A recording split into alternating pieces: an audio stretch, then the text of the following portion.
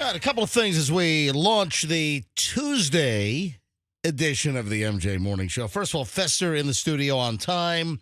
So I guess you were not quite as intrigued with Jupiter and Venus up in the night sky. It's really fantastic. Right now is probably the perfect time. Look It's toward the peak. Did you see it? I did. East northeast. Yeah. Is Jupiter and Venus? I didn't see any. They looked like bright star pimples. Yeah, they do.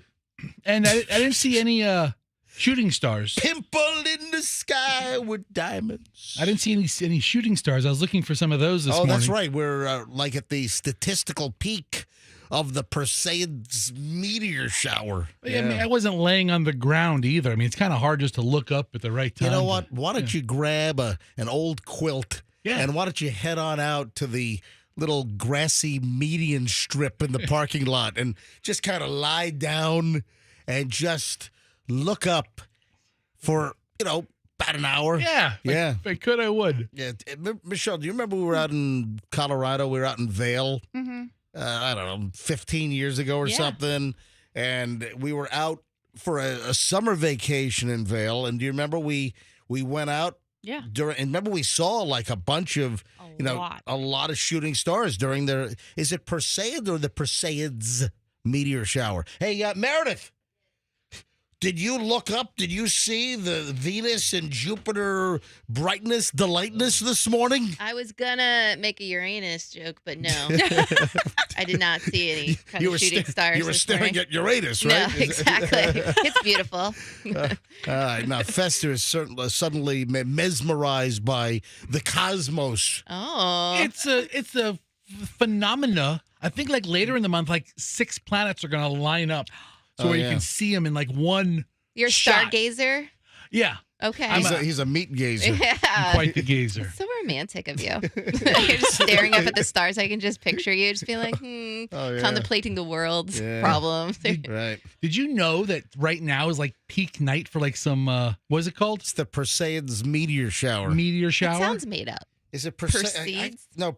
This I've heard about this for. It sounds since made I up. was It 2. does sound made It's up. not. It's like it was discovered like in 300 BC or It something. sounds fake. It sounds like you're talking about something that doesn't exist either.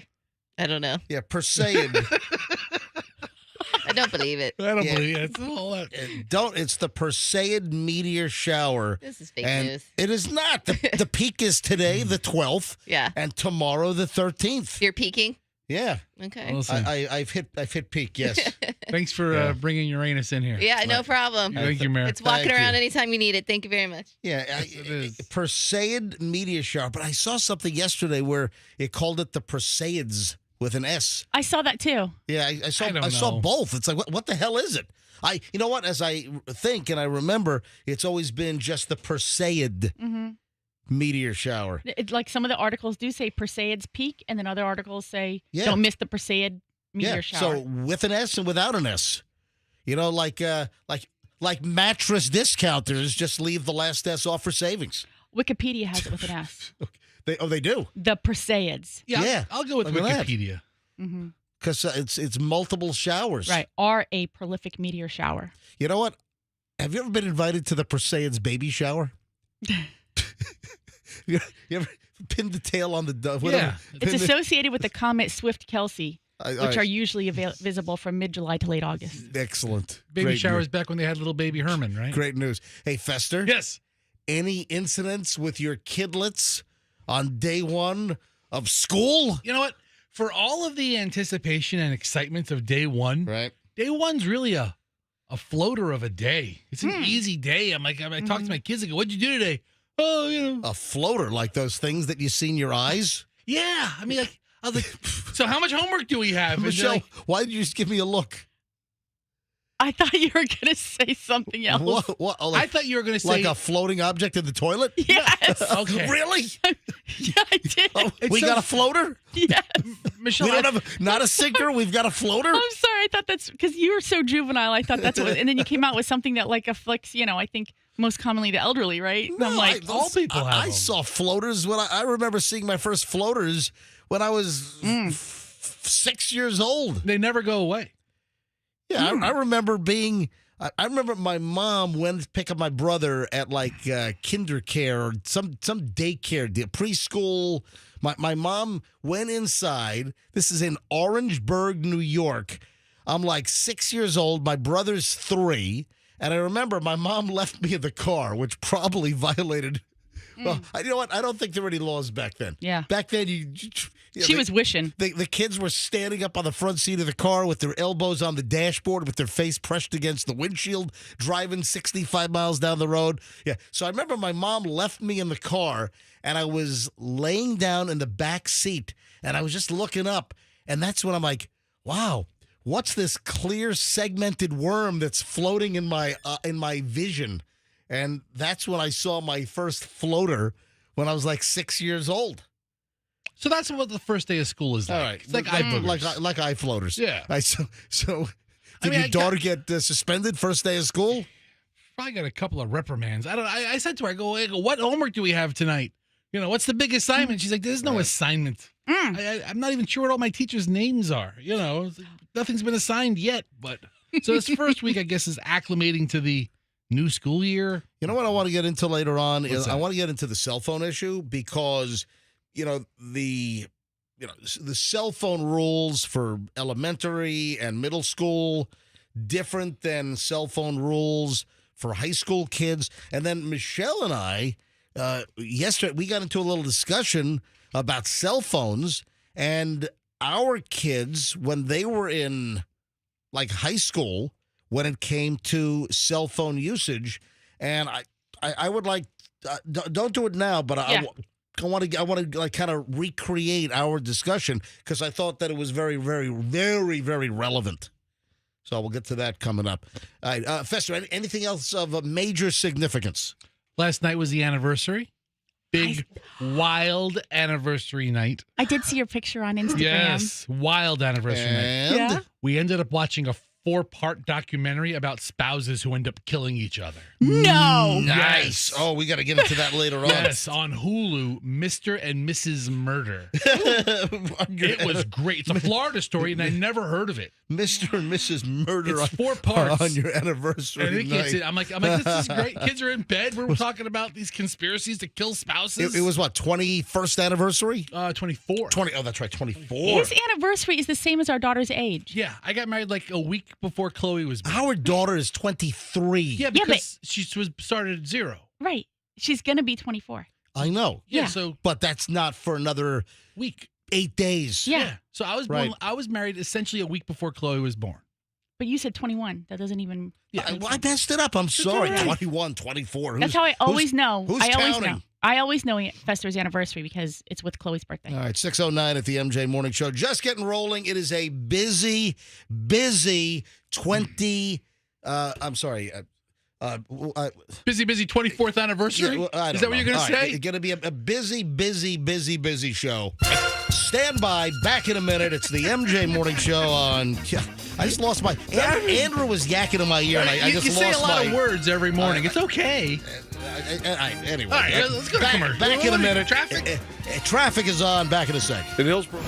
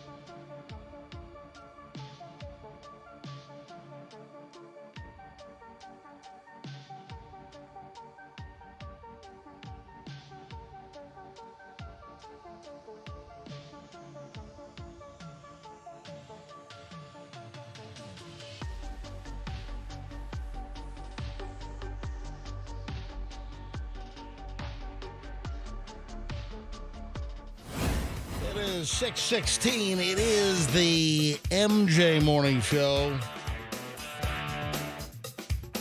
So we're in the process of looking at renting Chloe an apartment for her upcoming law school career. Chloe starts her first year of law school in a couple of weeks. So we have to, rent Chloe an apartment, and it's not cheap. No, apartments aren't cheap. I gotta say, I was blown. You always yell at me about me not knowing about prices and just writing a check or charging it without looking. And I think I was the one who ran to you with sticker shock when I started calling to find out how much it was going to cost for us to rent her an apartment. So listen, at this point, I'll geographically, we talked about, I think we could say the state. We're pretty confident she's going to be in Connecticut. Yeah, we're pretty confident, but, because Chloe is still waitlisted at 9 law schools. Still with like a couple of weeks before law schools start for the new semester, the new year, Chloe is still waitlisted at 9 law schools. But she's accepted, and she's at this point going to a very good law school, excellent law school. But, we flew up, during our vacation. That was part of our vacation was, flying up and scoping things out. And, how many different apartment complexes did we visit? No less than 50 probably. Some of them we literally did drive-bys. Some of them we parked in the parking lot and assessed before we went in. Yeah, there were some we would just get within 3 blocks, and I would say, nope, gotta turn this car around. Isn't Connecticut one of those funny states where it's like hoity-toity rich people and then like a dump? Yes. Oh, yeah. Which is really scary. That's the it's thing. Like dump and rich people like right there. Right. You have like 3... Don't drive through Bridgeport, Connecticut. Yeah. Or if you're on like Amtrak or something. Yeah. Don't look out the window if you're going through Bridgeport, Connecticut. There's like 3 blocks of like really great stuff, and then 1 block out of that, forget it. You don't want her there. It's like South Tampa. And to be fair, like one of the one of the real estate agents even said, because she managed multiple complexes, and she was like telling you, okay, so when you get to like the 500 numbers, she was like, just do a drive-by. Just look. Because MJ's like, we're looking for my daughter. She's going to law school, blah, blah. She goes, just do a drive-by, and you'll decide if that's appropriate for your daughter. Yeah. And we're like, what? I said, thank you very much for being so honest. And, I would ask, like, hey, tell me about the residents, and then they'll, we can't talk about that. All like the federal. I'm not asking for any. Yeah. I don't have a nefarious. I want to know. That's protected information. I know. Are they college kids? Are they retirees? That's what I meant. Yeah, but that's why you sit in the parking lot for an hour or 2 hours, and you could kind of surmise of who's walking in and out. Also, aren't crime reports public information? Yeah. Okay, I'm asking. I don't know. Yeah, absolutely. But, also something that I've done, and even when Michelle and I had rented here before I bought a house, way back in the mid-'90s, is I would ask people, I would see people like what you're saying, sitting in a parking lot and, watching people walk in. I actually used to stop and talk to people. Hey, what's it like to live here? And, hey, you like it here? Any issues? So I've conducted my own interviews in the past. Yes, and that's the thing that I explained to Chloe, because she was kind of like, Dad has to go. Because, you kind of sometimes embarrass them with because that. Dad is doing due diligence. But that's what I said to her. I said, Chloe, the reason he is going is because he's the best. First of all, I have never went and tried to like find an apartment for myself. I literally moved from Nana and Pop-Ups into with you. So I don't know really the first thing about it other than this looks great. Let's get it. And if you recall, and this is a story I told her, when we moved to Tampa, remember there was this cute little complex. It was so Melrose Place. It was absolutely adorable. Had a little courtyard, and I could just see us living there. It was going to be so cute. Yep. And I was like in love with it. And then what did I do? You went to the police department and you literally said, this is where we're looking at renting. You gave him the address and you said that the guy came out and showed you a map and said, and this is the crime all around it. You don't want to be there. And I was like devastated. I'm like, but why? Yeah, and you were right and I was wrong. But that's what I explained to Chloe. I said, Dad's the best person to vet out his inquiries. Give us the information we need. So it was off of Kennedy and like Wigwam. But it's not Wigwam. It's like, is it Agawam? Whatever. Anyway, this is back in 1994, and again, Kennedy Boulevard, and I think is it Agawam? I think so. It's like it was that area, and I went to the Tampa Police Department. This is 1994, and we actually had signed like a lease, right? Didn't we sign? We had started the paperwork. Right, that's right. We started the paperwork. And I think I had I signed the credit check report and all that stuff. And then I go to the police department before we actually signed the lease. And they had like a map and they had like red push pins, like old school. This is like 1994. Yeah, Tampa, nothing's digital then. Tampa police, right?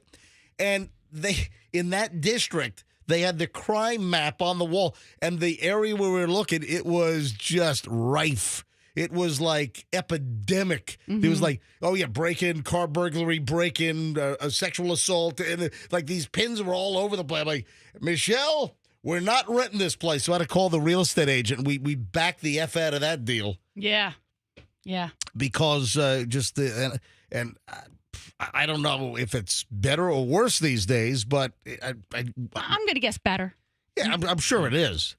But you did this time too when we were with her, and she was like, sinking in the back seat, like, why does he have to do this? And I said, because he is getting informed, and he is getting information straight from the people who live here, who will tell him, whatever they have to say about it. Some people are really agitated about the apartment complex they live in, and they will tell you and remember the one place, we went and looked at one apartment building, and then he said, where else are you looking? And we gave him the name of the place. Yep. And then he said, oh, you don't want to go there. And you think, okay, so you're just, downing your Salesman. competition. yeah. No, this is a good story. Yeah. And he says they have. Well, hold on. Just set it up a little more. That we were going to the leasing offices, and then one of the guys in the leasing office, he started bad-mouthing another property. He didn't bad-mouth it. He gave you information. But we were going to that property next. We told him we were going there, and that's why he gave us the information. Right. So then we get to the other property. And exactly what he said.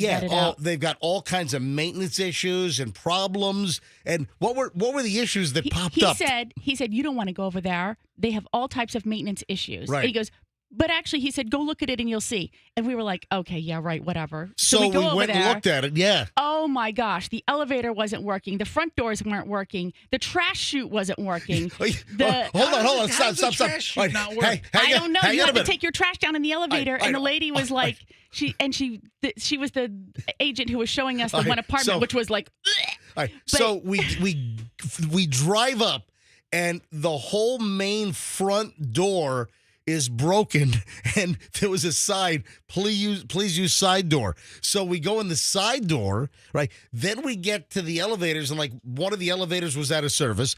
Then we get into the elevator that was working to go up to, I don't know, the 12th floor to take a look at this apartment, right? And then the elevator buttons wouldn't light up. And then you know how they have the floor indicators? The floor indicator was that display was burned out. Then we see a guy walking down the hallway with his trash bag toward the elevator, and the representative, the leasing agent, is then, we're hoping to have the trash situation fixed by next week or something. Oh, okay, next week, no problem. And I mean, it didn't occur to me until we got back in the car, and we had like totally, you and I had been like, okay, the apartment was horribly maintained. The paint was sloshed everywhere. Oh, the cabinets were scratched and marred. The cabinets, the finish was like all like rubbed off, like where like sink water over years, and they didn't refinish the cabinets. And then like drywall meeting the cabinets, there was no neat, clean line. The paint was like all splattered, and it was like a 4-year-old did the painting because the painting from the drywall was like on the cabinet edges. It was terrible. Was the place all ratted up good? I don't know. People are living with their trash. And trash like chutes don't work. the baseboard heating, it looked like someone took like a sledgehammer and smashed it. It was all dented and coming off the wall. And it was like a high rise. It was like a 22-story, rental condo building, you know? I couldn't believe they were showing it in that condition. And the difference is like we walk out and Chloe's like, well, that was kind of nice, and she's like being polite. What was kind of nice about it? And I'm like, Chloe, it was disgusting. Didn't you notice? And she's like, no. And I'm like, you have got to look at these things, it's like, honey. You wake up. Yeah. Open your eyes and take it. So she's learning. I said to her, and what do I always say to you? We're modeling for them. We're modeling. So we're walking out and you and I are having that conversation about all of the things we saw wrong with it. And then I say to her, these are things when you move on in life, you will need to know to look for. Period. The point I'm trying to make here, where I was headed. Sorry. No, this is okay. This is all right. But because this is all important stuff. But the prices. Oh, yeah. The prices for these like 1-bedroom units, we're talking about like 712 square feet. Try 626. Okay, I mean, I'm sorry. So I was making you the spreadsheet last night. So 626 square feet. Yeah. I mean, some of these places are like $2,500 a month, and it's like, oh my God. So another reason why I'm bringing this up is I stumbled across this story in USA Today on their website. Yeah. Rent for less than $1,000 a month. Hey, you can find it in these 17 states. So I have the list. Yeah. These are 17 bargain metro areas to rent an apartment. And by the way, the Tampa Bay area is not on the list. The rents here, I've been hearing this for years, that rents here in the Tampa area are out of control. That rents are crazy. So if you'd like to go under $1,000 a month, could she find a law school in Comanche County, Oklahoma? No. Yeah. Oral Roberts is in Oklahoma. $846 a month. McAllen, Edinburgh, Mission, Texas. That's in Texas. $898 a month. Toledo, Ohio. Can she go to law school in Toledo? Oh, the University of Toledo has a fantastic law school. I think there is a law school there, but she's not going. Average apartment rent $913. I don't know anything about the Take a look at University these. of Fargo, North Dakota. They've got to have a good law school in Fargo. Yeah. Isn't like the University of North Dakota? What else would the University of North Dakota be? I don't know that they have a law school festival. I bet. So Hickory, Lenore, Morgantown, North Carolina. That's North Carolina. Yeah. Lenore Rhine. Isn't that a school? $902 a month average for rent for apartments.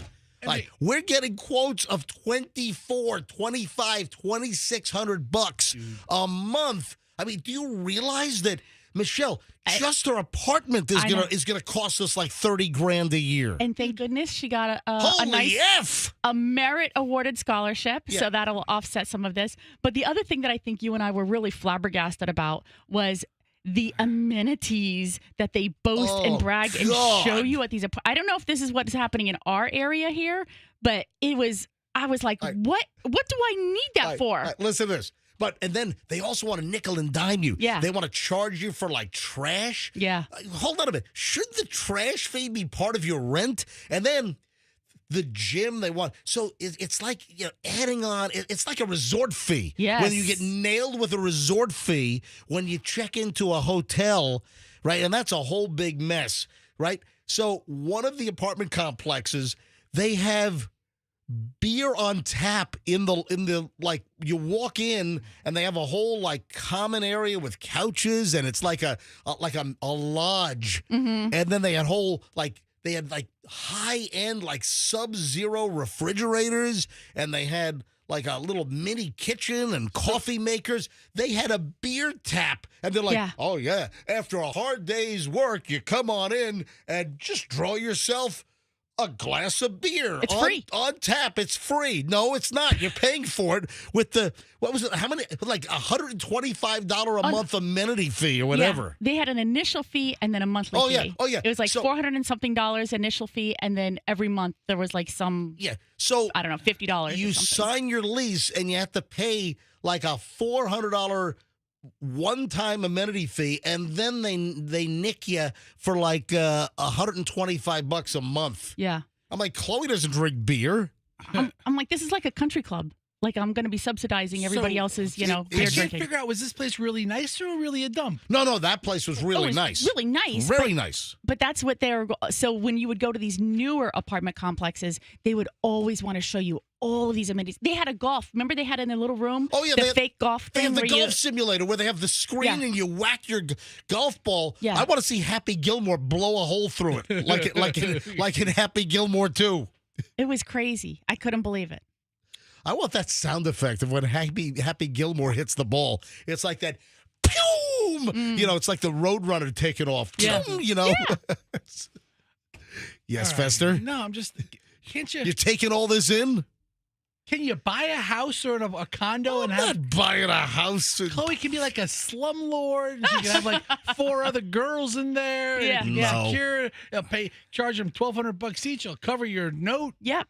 Well, it's very expensive to rent an apartment for a law school student in Connecticut. Yeah. We're finding that out. Yeah, holy But, crap. It's like, anyone listening have like an aunt with a room over their garage in Connecticut you could hook us up with for, $750 a month? This is an investment in her future.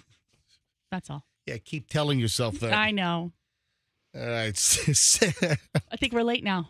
No, we're okay. Okay. 6:32 at the, man, time flies when you're bitching about rent. Who was that guy in New York that was running for mayor? Remember, The rent's too high. the rent is too damn high. I remember that guy. Andrew, find me that audio bite. The rent is too damn high guy.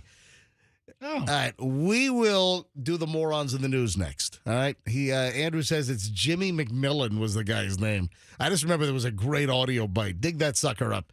All right, when we get back, early morons in the news next on the MJ Morning Show on Q105. Hey, Michelle, as I came downstairs, I was like refreshed and cool, and I was just hit with just a cool pleasantness in the hallway going down the stairs. Yeah. And you know what unit that is? The brand new one? The brand new Daikin unit that Plan B put in our house. I felt it too. Yeah, I was did you like, feel it? wow, this is like amazing. Also, who jammed it down to 72? I did. Yep. Will you stop it? We were busy working in the house, packing but her. That was yesterday at noon. You left it on 72, just blasting cool air all night. It felt so good. Yeah, but guess what? Thank you, Kenny. I already have a ridiculous Tico bill for this month. Oh, well.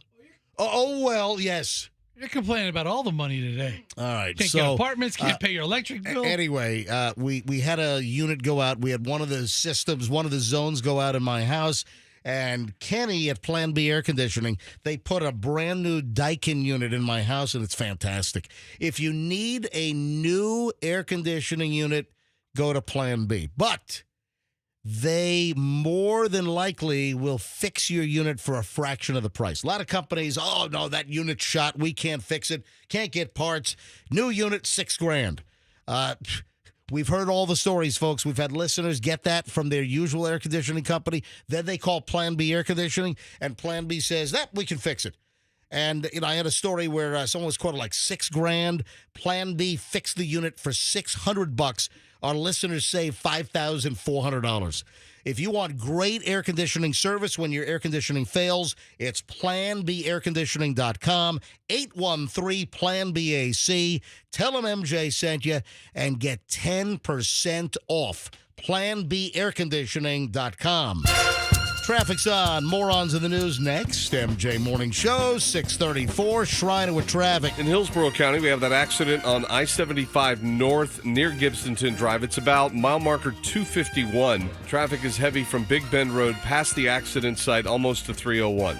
And in Polk County, an earlier accident on I-4 eastbound at Memorial Boulevard has the exit ramp closed. Traffic is backed up to the Polk Parkway. Keeping you updated, I'm Shriner. Traffic brought to you by the aggressive attorneys Winters and Yonker. Dinner's ready. All right, is everyone here? Where's Michael? Food's getting cold. Every day, 9 people on our Florida roadways won't make it home. Don't let it be you or someone you love. Michael, is that you? Officer? Ma'am, I'm so sorry. I have some very sad news to share. Michael never made it home. Buckle up. Every trip, every time. Let's get everyone home safely. A message from Florida Department of Transportation, Target Zero. For more information, visit targetzerofl.com. What does New South Proud mean? It means you can save 40% on windows and doors. And not just any windows and doors. We're talking American-made windows and doors that offer premium protection from hurricanes, intruders, and noise. From people who have been the best in the business for over a decade. Don't wait. Get 40% off American-made windows and doors crafted to keep your home safer. New South Proud. Offer good until August 31st, 2025. Subject to conditions. Visit newsouthwindow.com/deal for more details.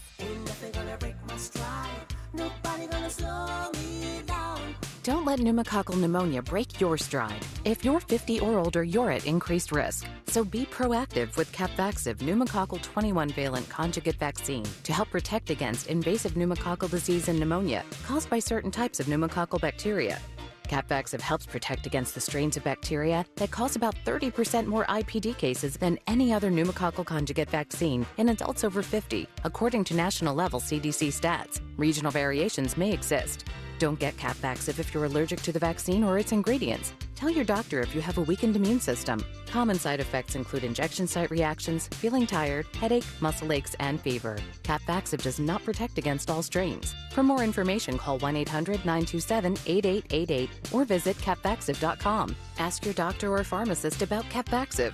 Need help paying for your Merck vaccine? Visit merckhelps.com. Sponsored by Merck. Are you having trouble hearing? Hearing loss can devastate the quality of your life. Now, there's an affordable fix for you or your loved one. Rated the best hearing aids of 2025 by Forbes Health, Audion Hearing has the highest quality hearing aids at the lowest prices, starting at just $98 a pair. I actually like them better than my old $5,000 hearing aids. I could not believe how my hearing and life changed. Join over 1 million happy customers by going to audionhearing.com. That's AUDIEN hearing.com.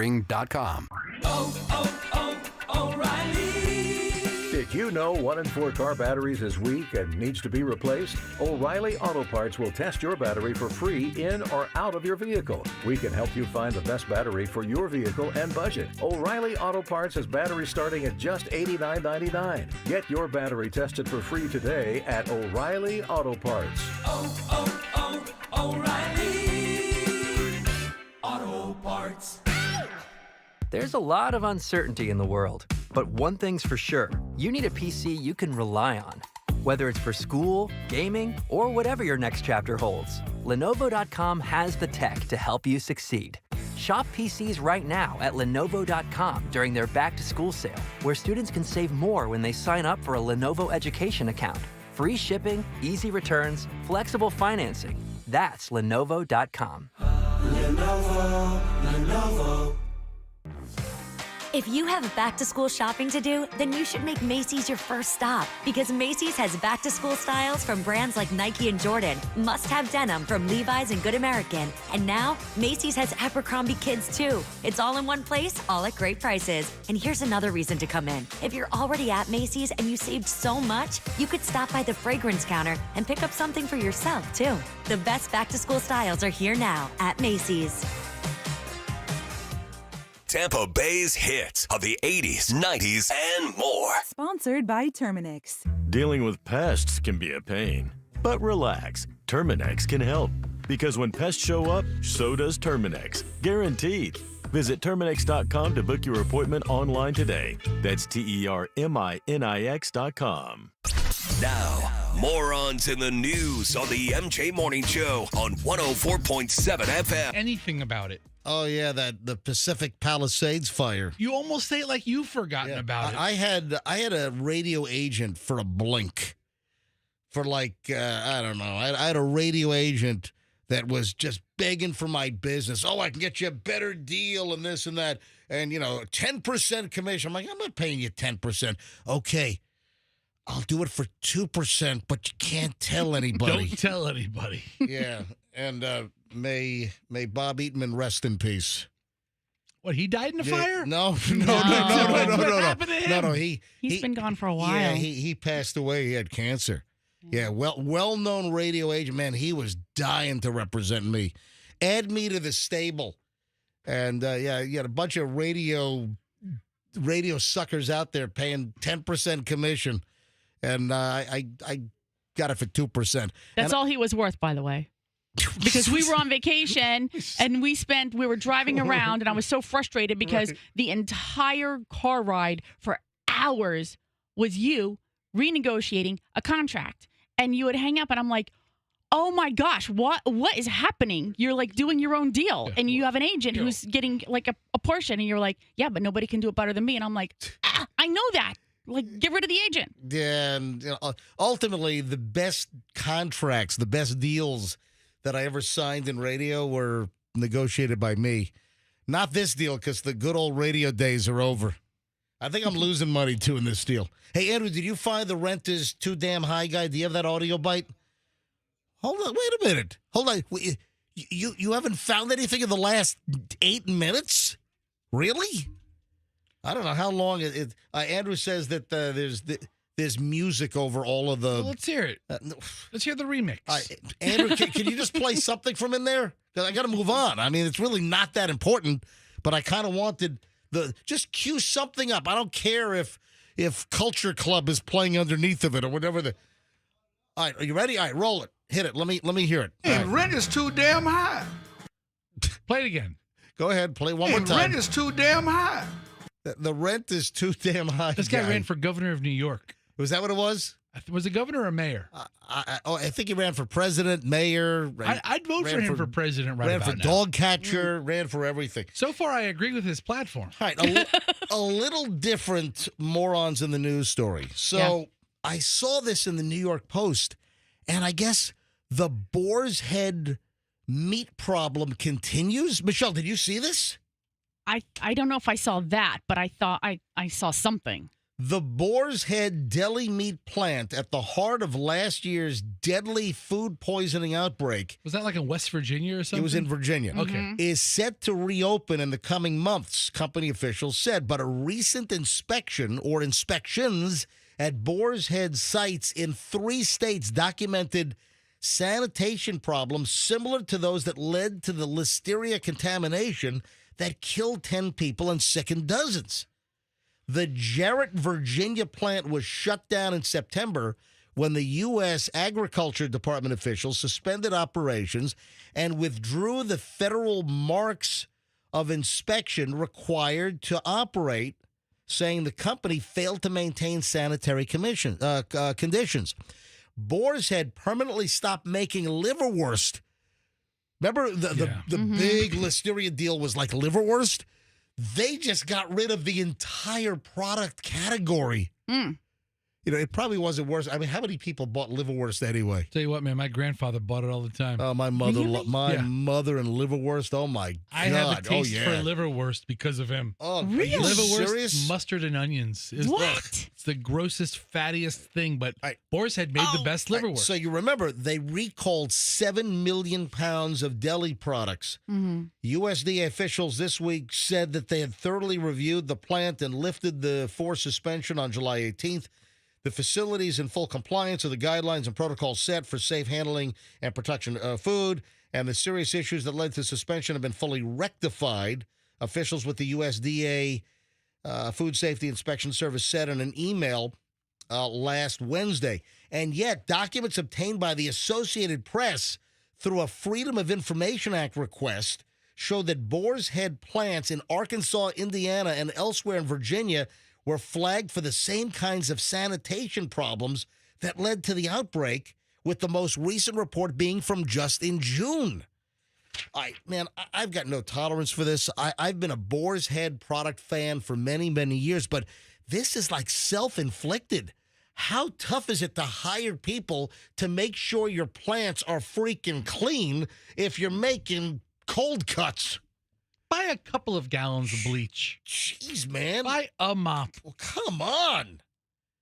Get one of those nozzles for the hose that has like the high pressure setting. Mm-hmm. You just like wash everything off. I mean, are they just hoping to have like the same situation? They don't want that. I bought a pressure washer at Tractor Supply for like $500, and it's like 3,600 PSI. That would clean a meat grinder, right? Do a little bleach mix in there. Something like that. Yeah. I just don't understand. I don't understand. So it's like a multi-billion-dollar company. You know, it's run out of like Sarasota. Yeah, you know what the story is on that? It's like a family business, but and it's very difficult. Wasn't there like a big fight in the family over like the fortune of the Boar's Head deal? Yeah. And Yes. don't like half the family members hate each other? Yeah, and they were clawing their eyes out and everything? Yeah, stuff like that. So it's very difficult to run a business that, now is having these complications. Nobody's really sure about where it's going to go. Hey, I was a little obnoxious. This is like, I don't think I've ever told this story. You know when like you have the food reps, or you've got product reps that go to grocery stores? Oh, yeah, they wear like the embroidered polo Yeah, shirts. exactly. Yeah, exactly. Yeah. So, you'll see like in supermarkets, some of the products are actually stocked by the vendors. And like you'll see the Coke and Pepsi guy in the supermarket bringing the product in. Potato chips are like the that. Lay's potato chip guy is bringing a lot of the bread stuff. Yep. A lot of the bread vendors are bringing in, the Nature Zone and the different breads. So I never told this story. Man, I got shot a dirty look. So I was in Publix. This is, I think it was earlier this year. I would say January, February. And listen, we buy. I don't eat a lot of cold cuts, so I don't eat a lot of turkey breast and ham, but we do buy the Boar's Head white American cheese. All right. And I do like that product. We typically always have, a pound or so of Boar's Head white American in our fridge. So I was making a trip to Publix, get a couple of things, probably, I was in the deli section. Yeah. So I was getting a pound of Boar's Head white American cheese. I always have it sliced with a 1.5 on the slicer. And don't stack up a clump on me, man. Lay those cheese slices out individually with plastic in between. All right. So I'm in Publix, and the Boar's Head rep apparently was there because he was wearing like a black polo with or maybe it was a red polo. Anyway, he had the Boar's Head logo, and obviously he was the Boar's Head rep. I mean, he didn't win it in a golf tournament or anything. And I said, "Hey, you guys clean up your facilities yet?" It's like, screw you, pal. He shot me a look like as sharp as the meat slicer itself. I mean, you got to figure, if you're the Boar's Head rep, and he sliced through me like a 10-pound like meat log. Yeah. If you're working for Boar's Head, you've probably heard that 100 times. Yeah, And then some schmucky radio guy, "Hey, pal, you clean your stuff up yet?" I don't know if he recognized me. I don't know, but still. No, but still, it's an unforced error. I mean, there's no one to blame but Boar's Head themselves. And then here we have, more plants that apparently have had inspections, according to the New York Post and the Associated Press, that had similar issues. The one in Jarrett, Virginia, I'm surprised they're opening that one back up. They should have burned that to the ground. I thought that's what we talked about last year, that they were closing it forever, and this whole town is devastated. Well, I guess because the whole damn town worked there. Yeah. It was a town of like 800 people, and every single, even like 5-year-olds were working in the plant. Maybe that's the problem. No, I'm kidding. They were going by like looking at pigs in the field, but like, that pig's got a good liver. We'll make some delicious liverwurst out of that. What the hell are you saying? What do they make liverwurst out of? Okay, Isn't it like a pork product? Stop talking. Where do you get pigs in the field? I mean, Well, because they butcher pigs to make liverwurst. no, pig butchering is a romance scam. I forget it. Just that's a different term. Folks, look it up. No, seriously. You don't know what, Michelle, you never heard the term pig butchering? No. Right now, look up. No, is it going to make me throw up? No, it's not. In Google right now, just type in pig butchering scam and read to me what comes up. That's what it's called. Pig butchering scam. All right. Did the Google AI cough it up yet? It's not dating related or has to do with like fat guys. No, it has nothing to do with actual butchering of pigs or animals. All right, so read it. Go ahead. Pig butchering scams are a deceptive form of investment fraud that exploits victims' emotions and financial vulnerabilities through prolonged social engineering tactics. Yep. Similar to fattening a pig before slaughter. And a lot of times they fatten up their victims with false trust and Right. affection before financially exploiting them. And a lot of times it's a romance scam as well. Oh. Where so that's it's called pig butchering. Oh, that's just I don't like that. You never heard the term? No. Really? Yeah. I saw a documentary on it while I was eating liverwurst. All right. Morons of the News rolls on. I don't know what is going on. This is insane. So yesterday we had an item where a guy put a bomb underneath an ex-boss's car. Yeah, that didn't go well for him. And it turned out that guy was angry because he was called out for cleanliness and hygiene issues. He stunk up the workplace. You're not going to believe this. Another story, whole different state, whole different guy, whole different company, similar. This is nuts. This is now Tucson, Arizona. I think yesterday was like Pennsylvania or something, right? It was. A Tucson man will spend nearly 3 decades behind bars for attempting to murder his former boss at a Phoenix office. Zane Hammond, 34, was sentenced to 29 years after pleading guilty to 2 counts of attempted murder. In November 2023, Hammond, who was a commercial truck driver in Tucson, again, I think the other guy was a freight supervisor or something. He drove for United Freight Services. I guess they were headquartered in Phoenix, and he had a shotgun. Court documents state that Hammond had abruptly quit his job with United Freight after management reprimanded him for his hygiene and not following the rules of driving a commercial vehicle. So I guess he had a CDL, but I guess he just violated rules. Surveillance video shows Hammond marching into the president's office and firing a shotgun at him. Oh my God. The victim was able to avoid getting shot by flipping his desk over and taking cover. Like in the movies. Oh my God. What a quick, brilliant move. I mean, if you have a big, thick desk, it could stop a bullet. So the guy marches in with a shotgun. The boss, instinctively, the president of the freight company, flips the desk over, and the guy unloads the shotgun, and all the shotgun, the buckshot, whatever, it goes into the desk because he flipped the desk over and hid behind it. It's like something out of a movie. Is that not unbelievable? Video from the office, which I guess was released by the Maricopa, Arizona County Attorney's Office, shows this guy marching into the United Freight Services headquarters, firing the shotgun at the former boss. Video captured the vice president then tackling Hammond and holding him in a chokehold until the Phoenix police arrived. Is that not insane? 2 days in a row, disgruntled, out of control, bat crap crazy employees go nuts because they were called out over their hygiene issues. That's pretty crazy. One guy wanted to bomb his boss's car, and this guy marches in with a shotgun and fires it at the boss, all because he has BO, and they would complain, dude, you got to take care of your BO. So what's the response? I guess it's not go take a shower or use a better deodorant. No, you march into the boss's office with a shotgun and start rootin', tootin', shooting.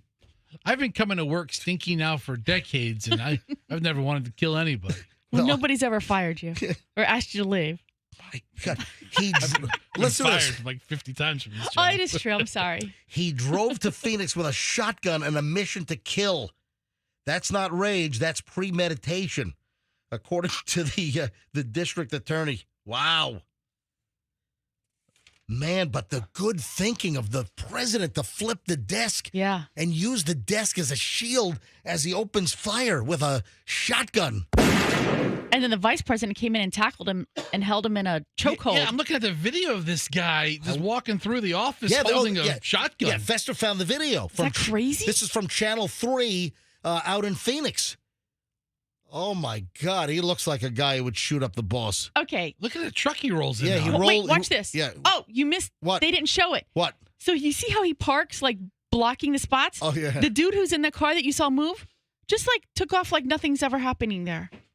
There's no issue with this guy parking crazily. And like the video I have shows this car just pulling out after the guy walks past him with a shotgun. Dude, no problem. So you got the president that flips his desk over, and then you have the vice president that grabs the guy, puts him in a chokehold, and slams him to the ground.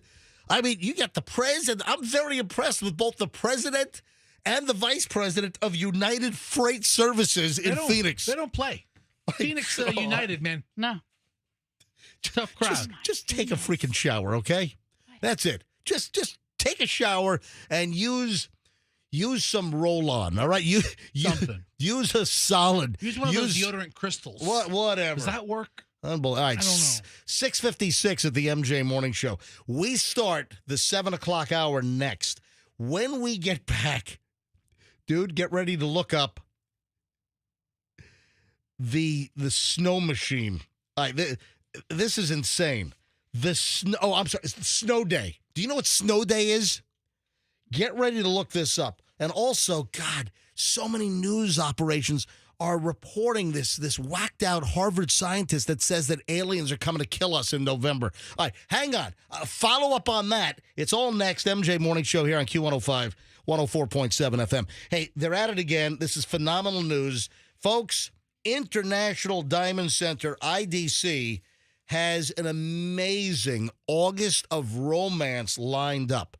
So you need jewelry. You need a great gift, a tennis bracelet, diamond stud earrings. Hey, an engagement ring, diamond upgrade, whatever. Anniversary, birthday, big event. You need jewelry. Right now during August is a heck of a time to go to IDC. Why? Because it's the summer of romance, romantic getaways for everyone. You spend $3,500 at IDC, and you'll get a fabulous piece of jewelry. IDC is going to give you a 3-day getaway to one of over a dozen romantic cities. You spend $5,000 at IDC, they'll give you a 3 to 4 night cruise for 2, including port fees and taxes. If you spend $10,000 on anything at IDC, you'll get 5 nights at a luxury Rio all-inclusive resort. Do not miss this amazing offer. It ends at the end of August. It's at IDC. Tampa, Clearwater, Lakeland, Sarasota, and tell them that MJ sent you. Traffic's on Shriner at 6:58. MJ Morning Show back in minutes. In Hillsborough County, we have...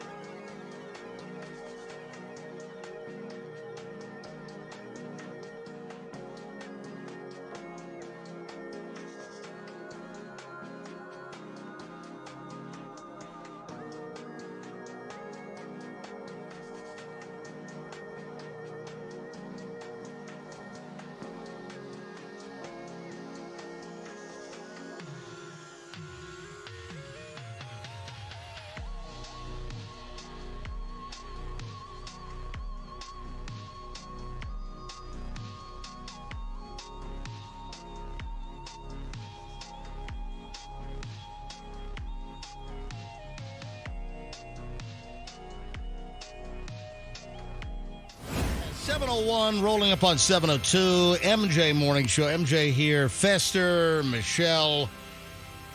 All right, Fester, you got to look this thing up. Yes. I had no idea this thing existed. You got to look up, and probably YouTube, look up the snow day machine. It's a machine. Yeah. Some idiot, an adult, a woman, got stuck in the snow day machine. Was it her fault? You know, you get the stories of like the little kids that somehow climb through the chute of the claw machine, and the next thing you know, you've got a 4-year-old that's inside the freaking claw machine. Yeah. You know what I'm talking about? I've seen dozens and dozens of pictures over the years. Is that what's going on? Is it this woman's... What's a snow machine? Yeah, I guess it's a machine that... I haven't been to Chuck E. Cheese lately, but apparently a lot of Chuck E. Cheese locations have the snow day machine. What does it do? Does it make like a frozen dessert? Yeah, they're calling the woman a klutz. No, it's nothing to do with that. I'm trying to figure it out. Well, that's why I said look the freaking thing up. Find a video. A California woman was freed from inside a Chuck E. Cheese arcade game. She shoved her arm into the narrow tube. So the woman had to sit on her knees to even fit inside the capsule. The machine is made for like young kids. She was stuck in the machine for over an hour. The Burbank, California Fire Department had to come out and like rescue her from the snow day machine. So the snow day machine... Oh, I see what it does. So users step inside and soft snowballs rain down on them. Here's the but they're not. It's not like real snow. This is the actual report from NBC out in Burbank. All right, hang on. Roll it to the beginning. You got it? Hold on. Roll it to the very beginning. Here we go. All right, go. All right. Imagine your most embarrassing moment, and it's all caught on camera. And, oh, by the way, it's going viral as well. Yeah. That's what happened to a woman when she went to Chuck E. Cheese in Burbank. Gordon Tokamatsu takes it from there. Gordon Takamatsu. Maybe you've heard of people getting stuck on a favorite arcade game, but one young lady at this Chuck E. Cheese in Burbank found out the hard way you can also get stuck in one as well. And if that happens, you can expect plenty of people with cell phones around to capture it. This was posted to the Citizen app. Around 3 p.m. Thursday, a still unidentified woman inside the Snow Day game console on her knees, her right hand stuck in a hole. Burbank firefighters took 22 minutes to free her. So how did this happen? Good question, but the answer is not that clear. We did, however, find some social media clips showing how the game is supposed to be played. It's a fun game. You get inside the little chamber. Right, okay. Small colored balls drop down on you from the ceiling, and while you race a timer, you put as many of those balls into that hole as you can. We don't know if she dropped something in there or if she was reaching for one of the balls, but her arm was not budging. Did you try the game? Well, yeah. If it's working. We bumped into Mario Navarro. Anyway, so the woman, she was stuck in for over an hour. So she was stuck in the machine. Then once the fire department got there, it took them 22 minutes to free her. So with the time before the fire department got there, and then once they were there. So it's like a canister. It's a tube, and it's supposed to be for kids. And these simulated snowballs, I guess, fall down, and then you have to pick them up and shove them. This sounds like the dumbest, stupidest game I've ever heard of. It's just a way to... What's the skill here? What's the purpose of this thing? Shove balls into a hole. And if you can do like 20 balls in 30 seconds, you might get like 5 tickets. Everything that Chuck E. Cheese does is ticket-centric. Do all Chuck E. Oh, I want to see you. You couldn't even fit in the tube, dude. I don't think it's for children in the sense... I mean, I think adults can use it. She has her They say it's a kid's game. They're all kids' games at Chuck E. Cheese. Yeah. Do all Chuck E. Cheeses have the snow day machine? That's what I want to know. She's lucky she doesn't... You didn't try to... I want Fester to get his crotch stuck in the snow day machine. It's not big enough. She has her arm in there. I can't compete with an arm. MJ, you don't recall this game being at the Chuck E. Cheese that you went to? No. God, the time that Michelle hoodwinks me. Michelle knows that I hate Chuck E. Cheese. So when Julian was like, I don't know, 8 years old, Michelle says, hey, I need you to take Julian to a birthday party. Here's the address. It's a kid from school. And I'm driving. I'm like, I don't see, this is not a residential area. And then this address is going to be like right up the road here, but there are no houses here. And it's a freaking shopping center in St. Pete. It's all strip and it's malls. Chuck E. Cheese. I call Michelle on the cell phone. I'm like, you son of a, why did you tell me it was at Chuck E. Cheese? Because I knew you wouldn't take him.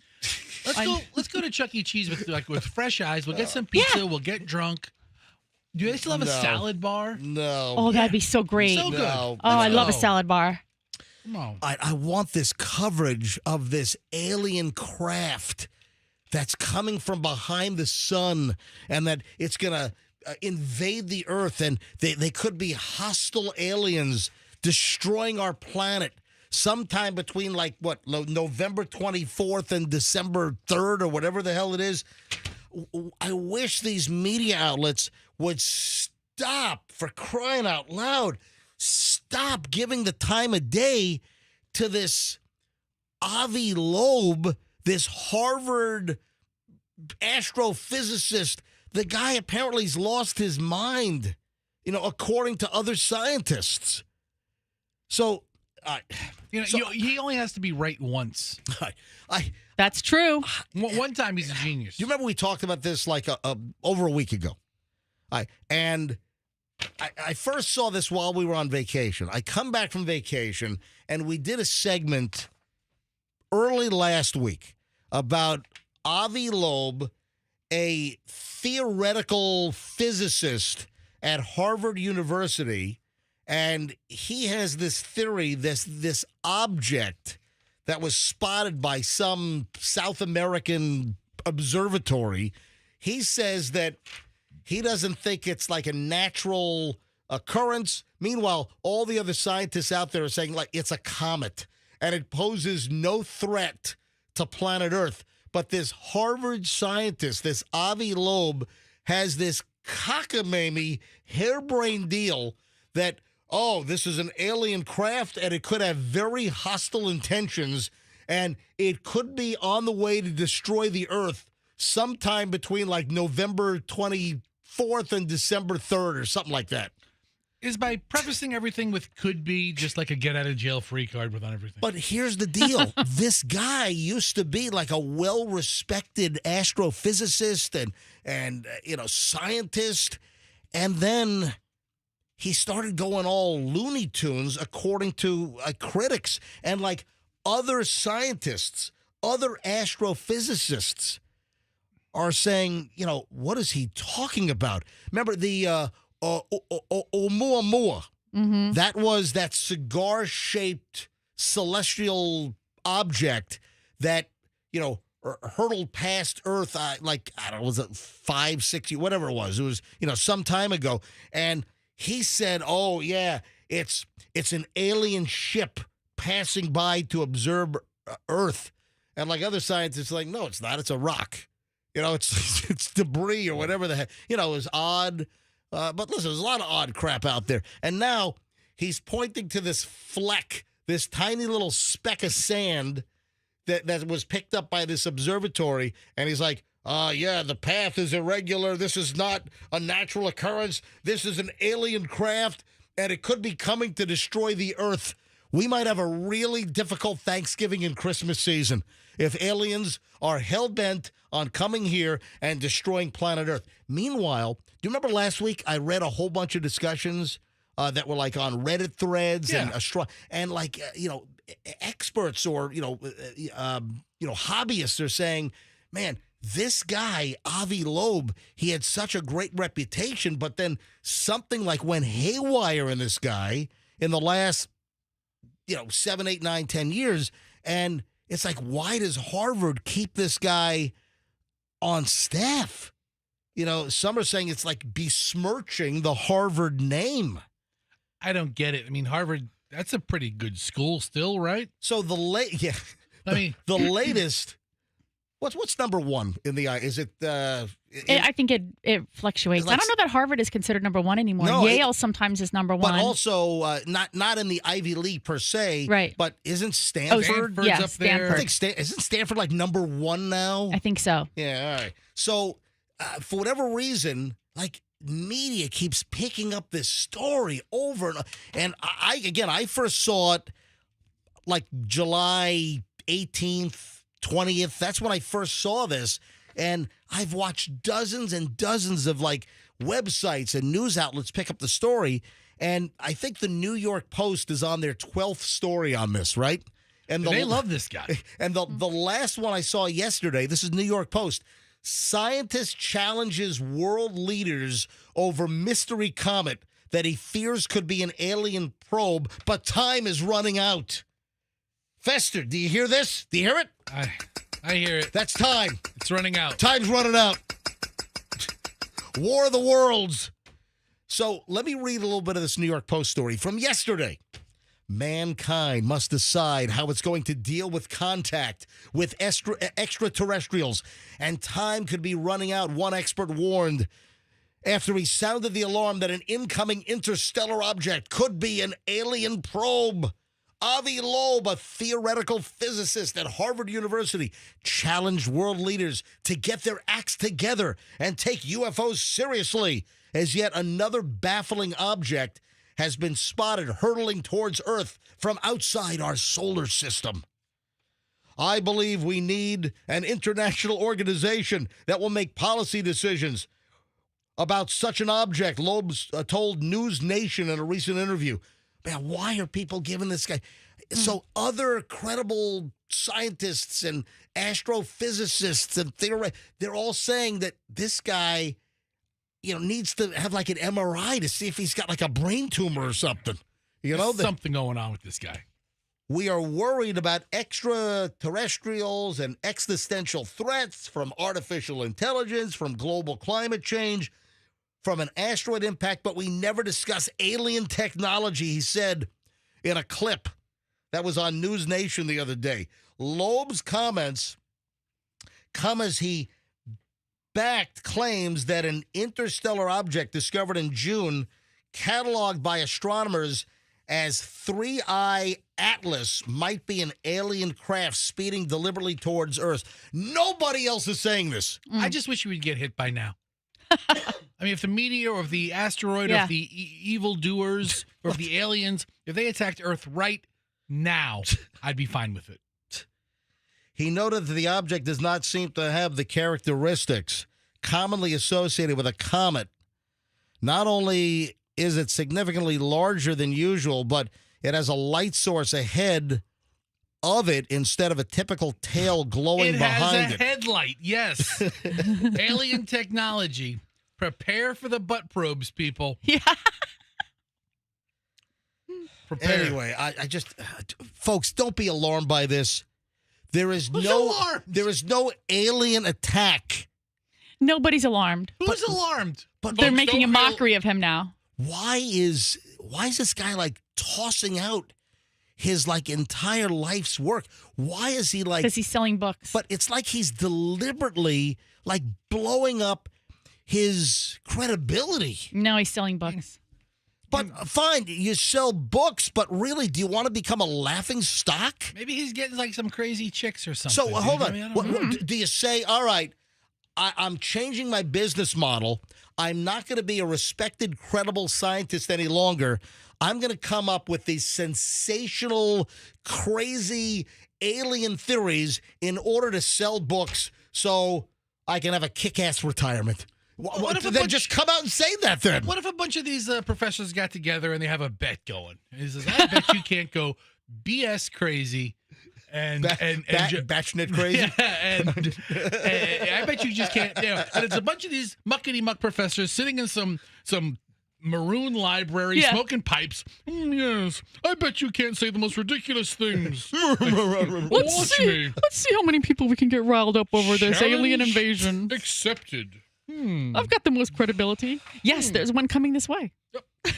All he has to say is could have, and he gets out of jail free on it. Yeah. I mean, really, it could be an alien, or it could just be a comet. All right, this is nuts. All right, let me go to something much more important. Folks, there is no alien craft. Some say it's going to be around Halloween. Some projections have it like around Thanksgiving into early December. I'm going to tell you right now that Halloween is going to pass. I vote for between Thanksgiving and Christmas so we can still do the turkey thing and then, skip the rest of that. I am confident that I will be frying a turkey without alien probe interaction, intervention, and earthly destruction. I would like for the Earth to get attacked 3 minutes before you decide to talk about this guy again. As it's dooming down on us, Fester, next segment, I'm going to talk about this Avi Loeb. And I'm like, oh, please attack us now. Please attack the Earth. I'm just saying, please butt probe me first. Take me to your leader. Do me very quickly. Go to Google. Yes. Yeah. We want to test. We want to study the fat one. Listen, please, I'll volunteer. If you say we're going to talk about Avi Loeb coming up next segment, I'll be like, take me now. Right. I believe. Moving. Beat me up. All right, moving on. Phone home. Moving on. Do you know what the talk test is? Do you know what the talk test is?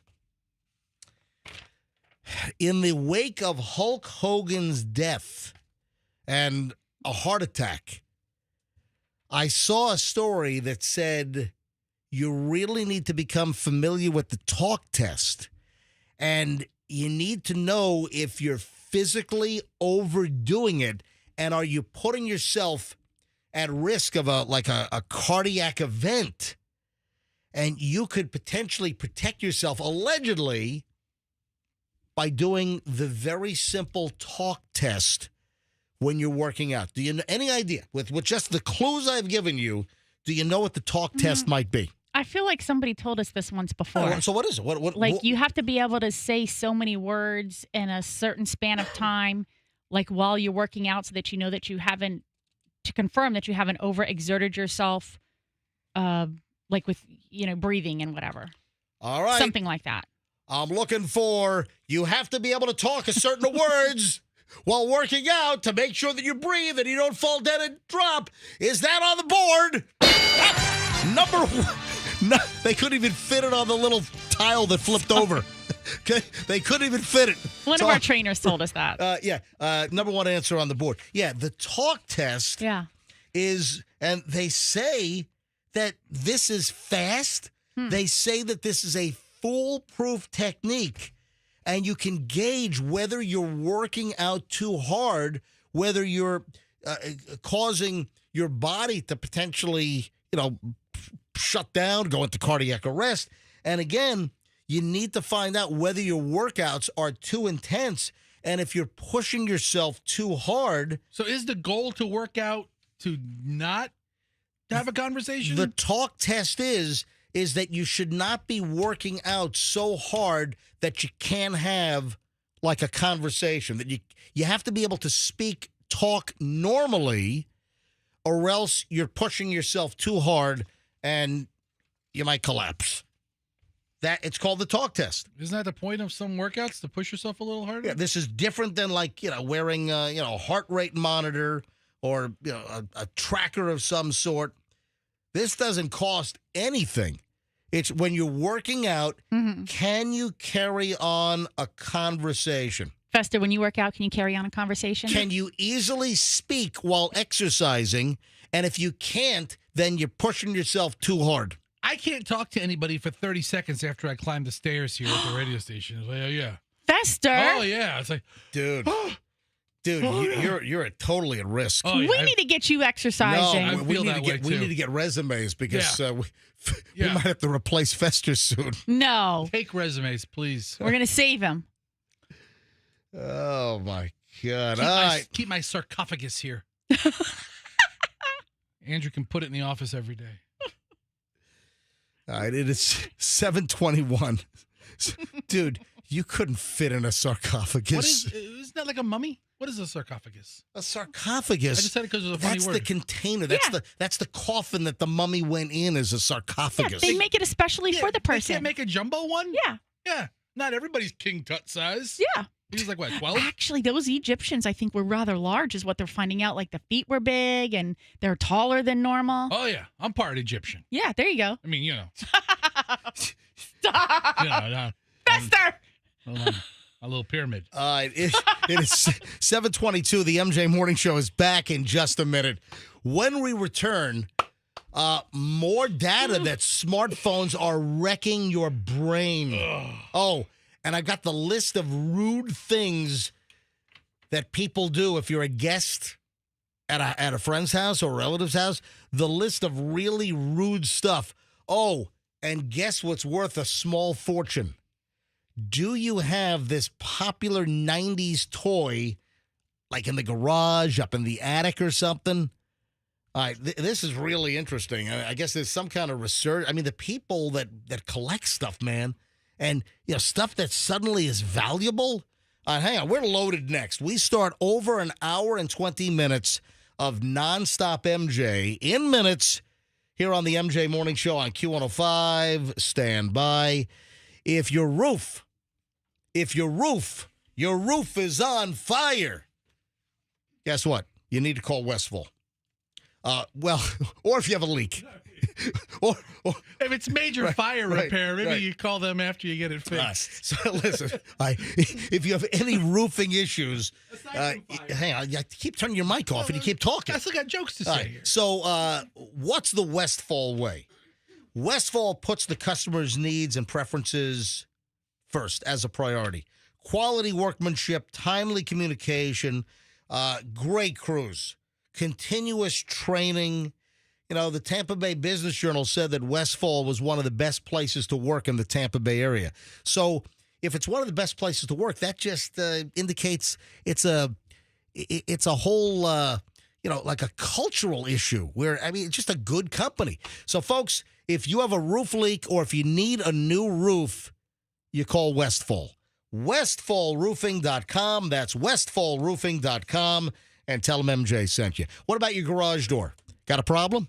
You busted a spring? Number one issue with a garage door as far as the need for a service call is that broken spring. Don't get ripped off. Don't get charged 3 times as much. I've told the story that my neighbor, Mike, he had a garage door issue. This is about a year ago. And he calls a different company because he doesn't listen. My neighbor doesn't listen to me, doesn't listen to the show. Man, he had a nightmare. First of all, this big garage door company tried to charge him $950 for a spring repair. It should have been a third of that. It tried to charge him 3 times as much for a simple spring. And then what should have been a 35, 40-minute job turned into a 9-hour ordeal. Folks, get the pros to your place. Any garage door repair issue, if you need a new garage door, if you want one of the state-of-the-art garage door openers, you call Banco. Banco does all the work at my house. It's BancoDoors.com. Mention me, MJ, get 10% off. BancoDoors.com. Bank on Banco, and tell them MJ sent you. 7:25, MJ Morning Show, back in minutes. Hour 20.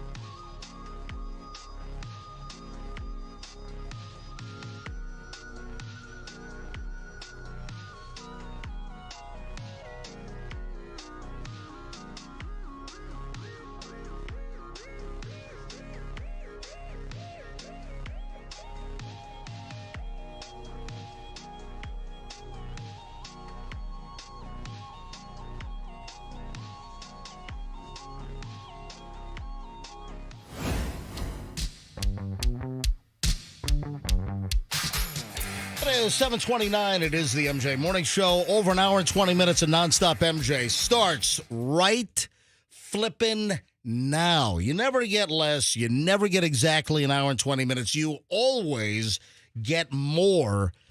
On average, I think it's like 5 minutes more every single time. All right, a couple of things that I teased. We have a loaded segment. It's just going to be boom, boom, boom, boom, boom, boom, boom, boom, boom. A couple of personal discussions on the way in a few minutes. Stand by for that. So it's alarming, folks. A new study is out, and our smartphones are ruining our brains. As Michelle and I get ready to dive into the Pixel 10 when it gets introduced in a couple of weeks. Yeah, have they released the date yet? Yeah, well, the Google event's going to happen on August 20th, and then they typically ship like a week later. But I got to figure out what I want to do here because, Michelle and I both have the Pixel 8 Pro, Yes, right? yes. Right. So we generally get a new smartphone every 2 years. The battery's going on this thing, and you donate your old ones to the homeless. no, right? I don't. I keep those. Oh, you don't? I don't trade them in. No. Anyway, so here's the deal. Julian was poking through our Verizon wireless account, and Michelle and I both have like $1,000 credits. Oh, wow. So I think we could get new devices from Verizon. Now, I've typically purchased through Google. And one of the loopholes when you purchase through Google, you get the unlocked phone. You don't get like all the corporate bloatware on it. But also, a lot of these cell phone companies, I know Verizon does this, there's just like this revenue generating, racket where, it's a $40 activation fee. It's like, wait a minute, it's my same phone number. It's like, oh, no. So if we get the phone from Verizon, I think there's going to be like a $40 activation fee. But do we have $1,000 credit, which then will turn into a $960 credit? Yeah. Minus the $40. So I've got to figure it out whether, because typically I purchase these phones, Michelle, our Pixel 6s, our Pixel 8s, and the upcoming Pixel 10, I purchased directly from, made by Google, from the Google store. But Julian's like, Mom, Dad, you got $1,000 credit. And so I've got to stop by like the Verizon store or something and, see what the deal is. But I hate those, just those revenue generating fees. Like, $40 activation fee. What do you mean? I've got an eSIM or something, or you just take the SIM card out. I think I've got a SIM card in my phone plus an eSIM. So with if I ordered from Google, I just take a paper clip. I open up the cute little door, and I just put my SIM card in, and boom, my phone works, and I don't pay a $40 bogus revenue generating suck the money out of my wallet fee. I got off on a little tangent, didn't I? It's all right. We know you're passionate about ridiculous fees, so we let you go. All right, thank you. All right, now, there's a new study out, and it shows that we are just addicted. So this is declared as a devastating analysis of personality changes in America. And data was used from the Understanding America study. In less than a decade, conscientiousness, the trait most closely linked to responsibility, follow-through, self-control, has collapsed among young adults. So those aged 16 to 39, and they're saying it's not a gradual erosion. They're calling it like over the cliff, a plunge from respectability to the low 30th percentile. Older adults are not as addicted to smartphones. So they remain unchanged as far as this change in brains. And it is being directed toward smartphones being the cause. So the Financial Times, which is, respected, it's sort of like the British version of the Wall Street Journal. Yes, we have great respect for the Financial Times. You don't have to be a wise. No, it's what you said. It's well respected. You don't have to be a wise ass over there. I concur. Yeah. Well, thank you. Yes, very well respected. So in less than a decade, the Financial Times write-up sums up their findings. Harumph. Yes. Harumph, yes. We You need to stop do it in a British accent. Give the governor a harumph. While the full explanation of these shifts requires thorough investigation, there may be many factors at work. Smartphones and streaming devices seem the likely culprits. The advent of ubiquitous and hyper-engaging digital media has led to an explosion in distraction, as well as making it easier than ever to either not make plans in the first place or abandon them. The sheer convenience of online world makes real-life commitments feel messy and effortful, and the rise of time spent online and the attendant decline in face-to-face interactions enable behaviors such as ghosting. Listen, I don't want to get, too far in the weeds here. Listen, the headline is that they say that they've got data to show that smartphones are turning the minds of our younger folks into mush. Well, you think about it, like when you asked me out, it was either in person or on the phone.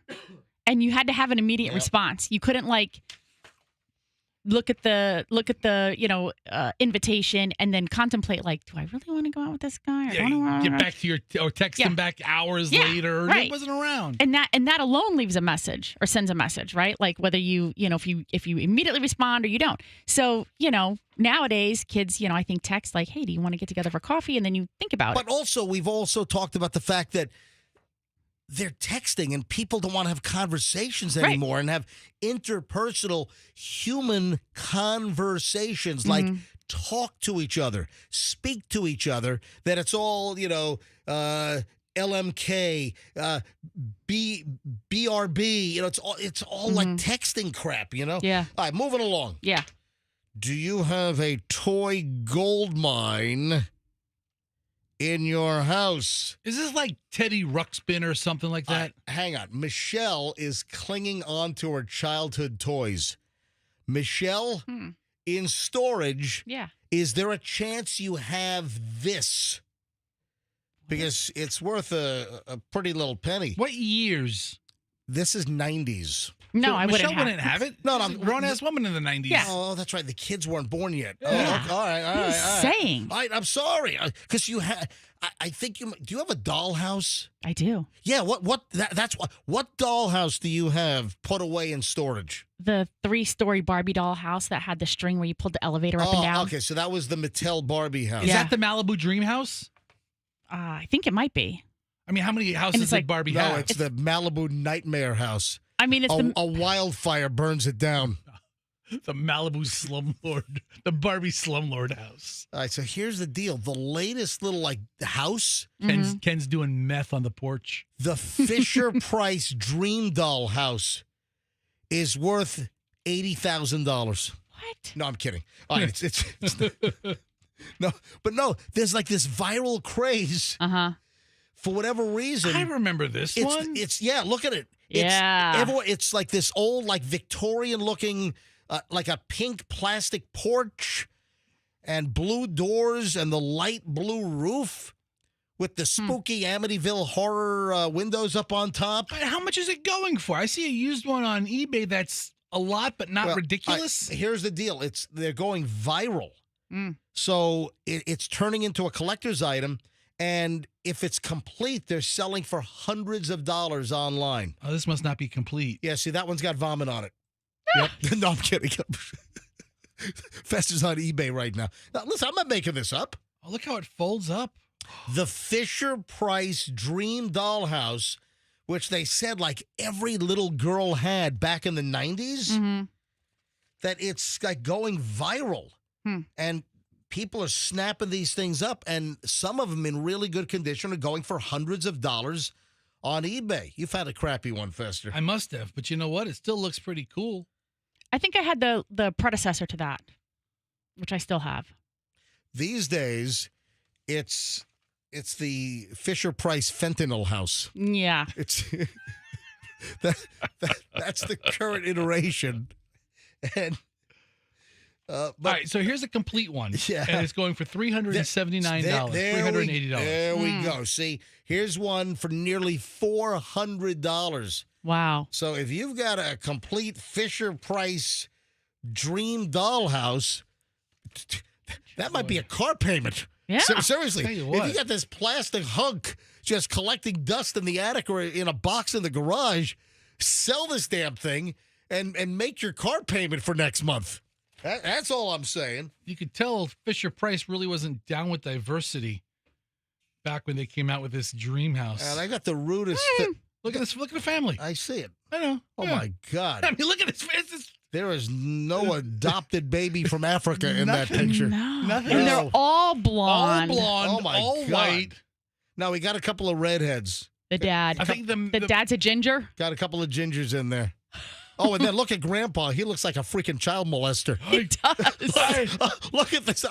I have a Werther's original in my pocket. Hey, reach into my front pocket. I've got a Werther's original in there. You gotta reach for Oh, the no, butterscotch. a little further. Oh, you're close. There you go, Sally. Look, feel for the round thing. Oh, That's stop. it's the Werther's original. It's the hard Yes, candy. it's all right. Moving along. I do have the list of the rudest. If you're a house guest, the rudest things you can do at your host's house. We'll get to that in just a few minutes. Hey, on a personal front, what time is it? 7:41. I'm congested today. I know. You need like a I don't know Benadryl why. or something? No, it's like my throat's a little gruff. You need to take an Actifed. Yeah, I don't know. Anyway, so I'm sorry if I just like snorted a little bit if Sure. I grossed anyone out. Yeah. All right, so I wanted to this like what? We're talking about Grandpa and Werther's originals being gross. And then you're like, I'm sorry if I grossed you by hacking. No, you grossed me by talking about the pedophile doll. I'm sorry, Grandpa He does in look the creepy. Fisher Price house looks very creepy. He does. He looks like he's got to turn his porch light out on Halloween. And Grandma looks All like right. she's in denial to the whole situation. Oh, you know what? She's enabled Grandpa for years. She's looked the other way. Turned a blind eye. Yeah, it's like Bill Cosby's wife. She's just as guilty. Right. All right. So moving along. I might take calls on this. All right.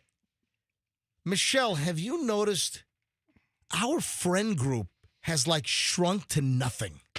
Yeah. Why is that? Why? Because we're busy with our kids. No, it's really, I mean, if we go, but even when we were busy with the kids, like, I'm trying to think, like when they were growing up and there were like much more activities. Yeah, because we had activities with other parents who had activities with their kids who were the same ages. So we did a lot of stuff with a lot of people. But like going out and, having dinner with friends. You don't like that. But that spurs one. Like, let's say you meet a couple at the soccer game that you see twice a week for 6 weeks. And you're like, hey, let's grab dinner sometime. We're getting along that well. And then suddenly you are out to dinner with these people. But Michelle, it's like, we have fewer friends than we used to have. And is that like just like aging or getting older or what is it? Are they dying off? Yeah. No, I think they're dying off. No one's dying off. Okay. But, like you and I, we're content like just hanging out at the house and like watching a movie and opening up a bottle of wine. It's just, it's like a shift. You know what I mean? Yeah, we're enjoying it. I mean, and listen, I'm not enjoying it because I enjoy. Oh, double negative. It's not a double negative. Not. Anyway, it's just just an interesting observation is all I'm saying. Hey, Fester, you've got what? Your daughter is 13, going to be 14. Yes. And then Hudson is how old? He's 8, and he'll be 9 next month. Have they hit you with the duh? Do you know what the duh is? No, I haven't gotten the duh. The duh. Is it a response to dads or just in I general? guess it's gone viral, and it's a new meme and a slang phrase. What? It's gone viral, and I guess it's a warning for parents not to buy certain backpacks because they make kids look like an duh. And I guess it's an insult. I don't want any kids to be bullied. Is an duh like a dun dun dun. So, but it's topping Google Trends. Oh. Duh. It's just referring to a type of backpack. Yeah. So, but with a certain pattern. So with school back, I mean, the last thing I want is for kids to get bullied. And certain backpacks are triggering the duh. Can someone explain this to me? Is anyone listening that can explain the duh to me? With the first day of school yesterday for a bunch of kids, obviously, most counties went back to school yesterday. Can somebody enlighten me? Has your kid been subjected to, or have your kids called out other kids for duh? Andrew, what do you have? You have a viral video explanation of this. Is that what you have? There's a TikTok where... Oh, geez, TikTok. Yeah. It was in the story. I didn't look it up. All right. And it's somebody who's showing these, I guess, crazy-looking backpacks. Right. And he's describing... Well, here's the audio. All right, roll the audio. Let me hear this thing. Go ahead. With these backpacks, they're setting kids up for failure. Please don't buy your children these. You're going to look like a uttudu. And you don't want to look like a uttudu. See, I told you. And okay, you said duh, which is you reading it. I said, is it duh like a duh? And a duh is something completely different. I know what a duh is. I've been doing duh-duhs for 35 years. All right, so this kid shooting the video. Duh is not a thing. Right, listen to me.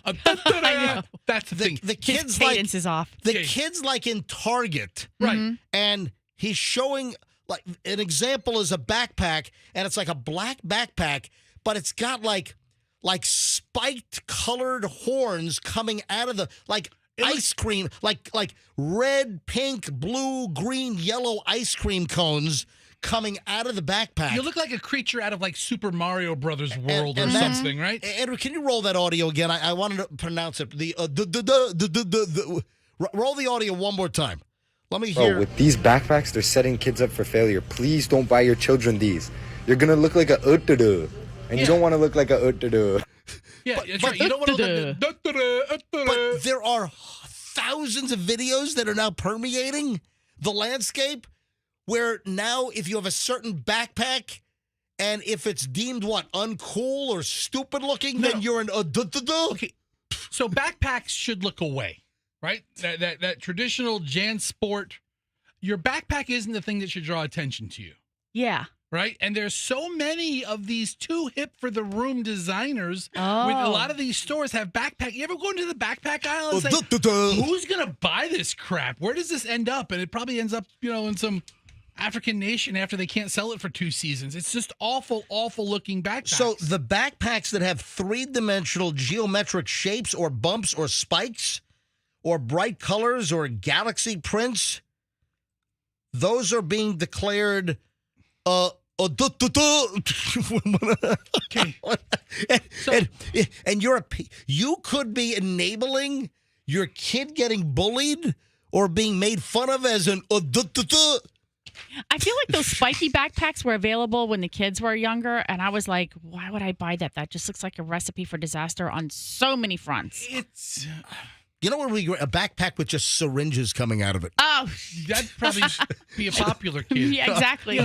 But all right. You know what? You know what the extended second definition of that is, right? What? Just say it. What? Like a. Hold on. Can you not say it on the air? You know the R word we try not to say, but occasionally say, and then sometimes it's really offensive, but other times it's really acceptable. I'm telling you right now, the R word. It's coming back. Just because they use the R word in the Naked Gun, right? Yeah. But so you're saying that these backpacks kind of make kids think about that. When you think of the sound of it's old school. It's like the brother in Something About Mary. Yeah. The brother, who kept laughing at everybody. Yeah. It's like a slow or a capable person. Listen, who would have thunk that now you have to worry about the backpack and your kid being made fun of as being however the hell you say it. Anyway, all right, I got to move on. I think that holds true for everything. I mean, Yeah. Ridiculous. Anything that makes you stand out too much. Yes. Too much. I mean, it's okay. Be yourself. Be your truest version of yourself. But if you're going to put yourself way out there, then society has a way of letting you know. Yep. All right, Andrew, can you find my little morning show promo, my little teaser from yesterday? All right, roll it. Listen to this, folks. If you're an adult and you're stressed out, have you really done this? Some allegedly are. 7:45 tomorrow morning. I'm running late, so it's 7:50. I'm 5 minutes late because we were doing All right. You're still saying it wrong. Well, whatever. Okay, all right. So if you're kind of like Michelle's done it before. I've heard you say that before. That's the same thing. Kind of dumb. That's my code for you. Is this real? What? Stressed out adults are sucking on pacifiers. Okay, I saw this in your pile, and I just refused to even read the story. I was like, please. Come on. I am so relieved that's what it was. I thought the answer was cocaine. Sucking on cocaine? No, your teaser was, are you so stressed out that you're doing this? And I'm like, lines of blow. Or you're snorting glue in the control tower or whatever? No. Adult pat. Let me look at it. Do they sell them on Amazon? I mean, besides being a prank item? Adult pacifiers. That adults are beginning to suck on pacifier. What is that, the new stress ball? Come on. That just sounds so uncomfortable. Like, I don't know. It's not going to happen. Is it in the United States already? Listen to me. I guess it started in Asia, and now it's migrated to the United States, where adults are now sucking on baby pacifiers. I see here where it's a big thing or it's a trending thing in China. That's what I said. Right. It started in Asia, and now it's migrated here. And I saw a Reddit thread that somebody was saying, yeah, we have a guy in our office now that is sucking on a pacifier, and he claims that it reduces his stress. Are you kidding me? Is it like the new fidget spinner, except you can use have both your hands free to do something else? Listen, I'm looking at one on Amazon right now. What, an adult pacifier? Yeah, adult-sized teat and extra-large shield. The teat size is 1.6 inches long and 1.2 inches wide. It's a big What the hell? They're selling this on Amazon, an adult pacifier? Yeah. Oh, my God. I'm sure no calls are going to happen here. I was going to say, I think I'm going to guarantee. I can't believe that I would get a call on this, but has anyone listening seen an adult in their office? Has anyone seen an adult sucking on a pacifier for stress relief? I hope this doesn't catch on. This is ridiculous. There's a website called Pacifier Addict. Oh, get out of here. Your number one site for adult pacifier enthusiasts. Are you serious? Yes, look at this. Ooh, what? Well, hold on. It's official. We're closing August 6th. Oh, wait, they shut down. They shut down. Wait a minute. The trend is just happening. What's the matter with you guys? You're missing it. It's expanding from Asia. Adult pacifiers. Now, I know that you have those kooky adults like that would appear on Jerry Springer in a crib. Yeah, that's somebody with a legitimate condition, or they're faking it. But this sounds like something like a modern day fidget spinner. Something to do with your body while you're trying to do something else. Is anybody listening? Is anybody listening that has seen an adult jump on this stress reducing trend? Sucking on a pacifier. I can't believe I'm going to get a call on this, but hey, I'll try. 800-990-1047. 800-990-1047. Anybody? Look at it. I mean, some people say it reduces anxiety. What are you looking at now? This is Fox News did a piece on it, and they highlighted several TikTokers. Improves focus? it improves. It curbs concentration, studying, or reading. Suck on a pacifier. And there are videos of like adults doing their work at their desks. There's a young woman with a pink pacifier in her mouth. I mean, if you're trying to quit Get outta smoking, here. maybe a pacifier would help. Oh, no. I mean, if you're trying to quit nail biting or something like that. Oh, What? No, you put the hot sauce on your fingernails if you're trying to quit nail biting. You know what? You put hot sauce on your cigarettes and suddenly they're delicious. Oh, my God, Fester. Tell you right now, I'm still a nail biter. Nothing has stopped my nail bite. When I was a kid, like 9, 10 years old, my grandma Franny told, you gotta stop biting, and she bought like this like this polish or yeah, something. it was like in a nail polish canister, like really bitter, or and something? yeah, it was like nasty bitter taste. You liked it. I drank it. I'll show her. It didn't work. All right, hey, let's go to phones on this. All right. Are people actually doing this? Well, people are on hold. I don't know what the calls are going to say. All right. Look, there are websites out there for people who want to buy this product. Paige in St. Pete. Hi, Paige. You're on the MJ Morning Show. Welcome. Hello. Listen, when I lived in Pennsylvania about 10 years ago, there was men of color walking around with, summertime, no shirts, and, their drawers hanging down past their butt, and they had pacifiers in their mouth. So this is old news. All right, hold on. I seem to recall that as a fashion thing in that genre or that segment. I think I remember seeing that. I don't know whether it was in person or if I saw it on TV. But they weren't doing it for therapeutic reasons or anxiety relieving that was reasons. for street cred. Yeah. I mean, because I know that when I see a big burly guy sucking on a pacifier, I don't want anything to do with that guy. Yeah. No, you know what? Now that you bring that up, I think I remember that from some time ago. Paige, thank you. I think it's different, Paige. Oh, Anonymous. Oh, okay. Oh. Anonymous in Spring Hill. Confession's good for the soul. Yeah, Anonymous, you're on the MJ Morning Show. Hello. Hello. Hello. Hi. I don't know anybody that sucks a pacifier or anything like that as an adult. Yeah. But on TV, on Bravo, they had a show. I know the show. I don't know if you want me to say it. Say it. Vanderpump Rules, where the girl Lala would actually suck a baby bottle, and did it several times. Really? With something in it? Would do it. With something in it for stress relief. Oh, great. Okay, interesting. All right. Well, so why are you calling it anonymous? Yeah. What are you afraid of people hearing that you're afraid of using your name?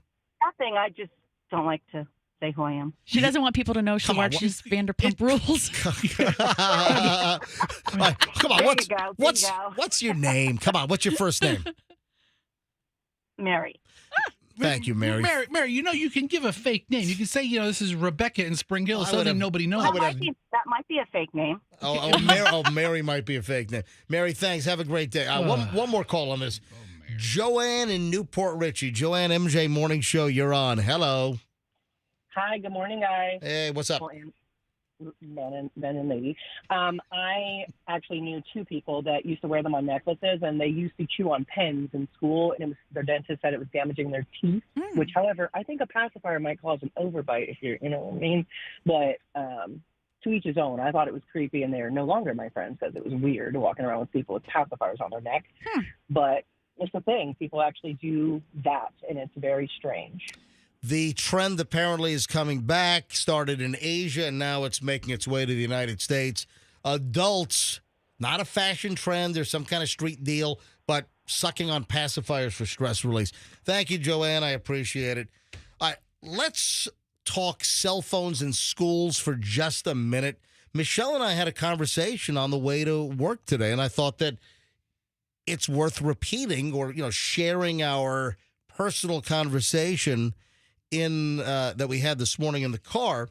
So, we were talking about, we heard this and we saw this on the news over the last couple of days about, with school starting for most counties yesterday and cell phones being banned, the new state laws, cell phones being banned in elementary schools and middle schools. I mean, you can't even bring them? You can't have them in your backpack? No, you're like banned.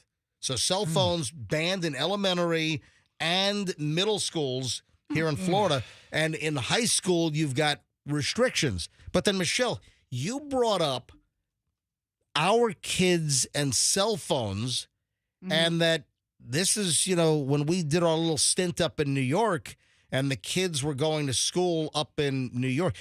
Repeat what you said this morning, because I thought it was very relevant. Well, just that when Chloe went to high school in New York, she was not allowed to take her phone past the basket that they had deposited in the morning. Every morning, the girls would arrive at school and they would all put their cell phones in a basket.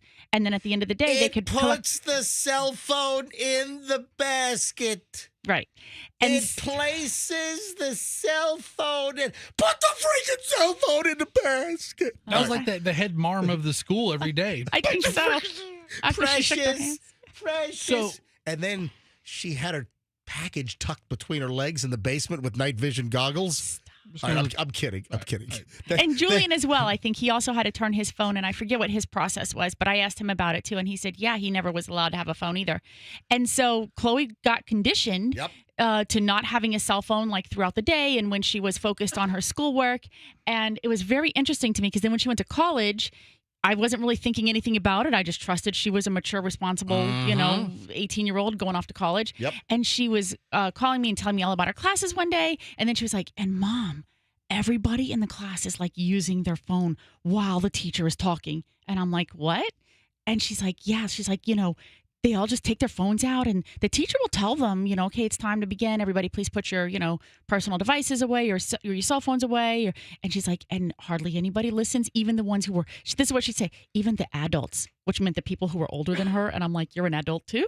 But she was like, no, when she goes to class, she turned her phone off, put it in her backpack. She was focused on the session, and she was just so mortified. She was like secondhand embarrassment that she felt like the other students were being disrespectful to the professors. And I said, you're absolutely right. Just keep doing what you're doing because you're doing the right thing. But she was, I guess, conditioned, to not need the phone, right, while she's in the classroom. Then she knew to focus on what was important at that time. Yeah, but think of what's driven them to this. I mean, there's always you can bring your phone, but you have to keep it in your backpack. And then there was hey, what if my kid needs to get a hold of me? Then you hear these terrible things like school shootings and stuff like that. Mm-hmm. And people want to call their folks or call authorities. Well, that's one of the arguments that some parents make about having their kids have a cell phone accessible. You have to trust where your child is, right? You have to trust the teachers, the administrators to know that they're going to do whatever. And do you really want your child being distracted by trying to use their phone and contact you when a shooting is happening? Or do you want them to be focused on, I'm getting out of here safe, I'm following the teacher's instructions? Because otherwise, you might be telling your student to do something different than what the school has, activated in place. Or if the only acceptable time to take your phone out is to call in the case of a true emergency. Right. They're farting around on it all day. Right. They're not using it for that one purpose. No. They're using it and they're just killing the school day. Speaking of school, this, thank God, is not a local story, but trust me, this is Florida. We've got at least as many creeps here, so you just got to be careful. Speaking of school, the kids walking to school, the kids, back at school en masse this week. Here's the deal. And I saw this. I'm like, this is a public service announcement, just screaming, have the conversation with your kids. Listen to what kids encountered. Holy crap. This creepo, this total sick bag in Texas was seen in public wearing only a diaper, and he was yelling at little girls, goo goo gaga, and asking them to change his diaper. Wow. From adults with pacifiers to men in diapers. This has been a very baby-centric segment. Listen, I'm just saying, you got to have a conversation with your kids about some of the creeps that they may encounter. This dude's in Texas, and he's being seen. I mean, how could the cops not find this guy? I mean, it's not tough to find an adult guy walking around in just a diaper. Is he breaking a law? Oh, man, this can lead to no good. So the guy Fessy, what, do you think this is okay? I'm just saying, is he breaking a law? You condone this behavior? Last time I checked, being creepy isn't illegal. The guy That's has true. been seen wearing only a diaper and yelling goo goo gaga at little girls riding their bikes and asking them to change his diaper as if he were a baby. Mm. My God, this episode happened near Andy Woods Elementary School in Tyler, Texas. Goo goo gaga, I need a diaper change. This is a 45-year-old individual that has a 25-year history of committing such sick acts. He's been banned from local parks. Mm. So the girls got willied out, man. The girls were just creeped the bleep out. They got him. They finally got this guy? Yeah. All right. My story says that they're trying to find. So you have an updated version over there. I mean, what kind of a sicko? A guy and a 45-year-old man, no shirt on, just wearing a diaper? I mean, he obviously can't use like a 1-year-old pamper. No. Or Huggies. No. So what is he? He Is he can't wearing, use a swim diaper. is he wearing like a Depend undergarment or something? He'd have to be, right? Goo goo gaga. Can you get off your bikes and change my diaper? Oh my God, that's awful. Hey, you brought up what? Who brought up Mr. and Mrs. Murder? I did. That was the show that we watched last night on our anniversary. I wrote that down. Have you watched it? Have you got? Of course you have. No, I have not watched it. Okay, I'm sorry. All right, so folks, if you're just tuning in, if you've not been listening since the beginning of the show, my memories refresh. I wrote this down. So at the beginning of the show this morning at 6 o'clock, just a little small talk, couple of things. Fester's all fascinated with Jupiter and Venus all bright next to each other in the nighttime sky. I'm fascinated with most things that start with ass. What? Oh, astronomy? Astronomy. Gotcha. Ass. Right. Actually, just two things. Whatever. So Fester then started to discuss his 24th wedding anniversary last night. Wild night. So it's a school night. So obviously they didn't go out. They stayed home. Guess what Fester and Allison did for their 24th anniversary last night? They plopped down on the couch and they watched, is this Netflix? Hulu. I'm sorry. They watched a Hulu documentary. I'll tell you, I don't watch enough things on Hulu. It's not my top tier streaming services. Right. I mean, Netflix, Prime. So you're like you're Hulu deficient? It came up on my suggestions. So for your anniversary, you watched Mr. and Mrs. Murder. Yeah. That's a hell of an anniversary night. Wow. You never heard of this story. It happened in Tallahassee. Oh, it's a Florida story. Yes. When did Mr. and Mrs. Murder happen? Two couples that are best friends. Right. One of the husbands disappears in 2000. And it takes authorities. Hold on, we're talking about two different couples? Two different couples. Yeah. That are friends. That are the closest to friends, high school buddies. Gotcha. Two couples that are that tight. And then suddenly, one of the husbands just disappears. They say he dies in a fishing accident, but they never find the body. They say, was that was the story? Then they're like, Florida. Oh my God, we had a terrible accident. We were just fishing on the lake and he fell in and we can't find him. What's like the wildlife people in the state? Like the Florida Fish and Wildlife. FWC, Florida, Okay. what? Yeah. They're like, well, he must have got eaten by a gator. And then the case closed, right? And then We're not going to troll the bottom.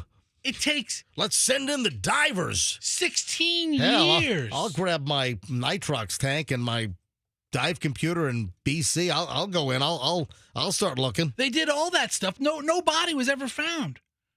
16 years later, they solved the case. Right. There's always suspicion, and Did they find the body? Eventually, the whole thing comes to a conclusion. But if you want to get rid of a body, you got to do a Jimmy Hoffa deal, man. You got to put it in the furnace or the industrial grinder or wherever they did, the metal shredding plant. I got a buddy with a bunch of acreage, and he's like, just bring the body here, and we'll pour lye on it. Like the body farm? Yeah. He's like, God. listen, dude, I have so much acreage, you'll never find it. The hogs will eat it. That's terrible. Yeah, I mean, All right, so I got a plan. But this guy had no plan. But the whole thing is crazy. Like, so what happened? What'd they do with the body, and how did they off the guy on a fishing trip? I want you to watch it. I don't want to tell you. I'm just saying, Mr. right. and Mrs. Murder. And it's a story that happened in Florida, and I've just never heard of it. Yeah. And I mean, it's a Tallahassee-centric story, and most of it's revolving around the Leon County Sheriff's Office and the years of investigation, and then the different investigators that came and went, and then investigators retire, and people die, and then cases go cold. Yeah. Gotta be honest. Mr. and Mrs. Murder is a pretty freaking catchy name. And there's a heroine in the whole, not a heroine like heroine, but like a heroine. What's a female hero called? A heroine in this whole story. I'll tell you what. That saves the day. Tell you what. Fester? Yo, baby. Tell you what. Your 24th wedding anniversary last night. What a romantic evening. Oh, yeah. Sitting on the couch. Love is in the air. Watching Mr. and Mrs. Murder. It was so good. I mean, we're watching spouses killing other spouses on our wedding anniversary.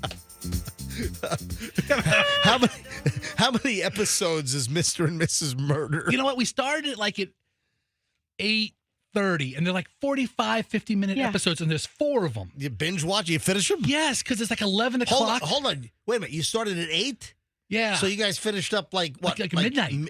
Close to midnight. Then like the last one, I'm like, oh God, it's already 11:10. Oh, we can't stop now. So I want to put 45 more minutes in. We're on a binge. I mean, heavens forbid I'm a minute late to the morning show. I'll never hear the end of it. And I was like, it's free morning show. It'll be fine. Yeah. Michelle's there. Yes. Speaking of television and your addiction to... Don't say it.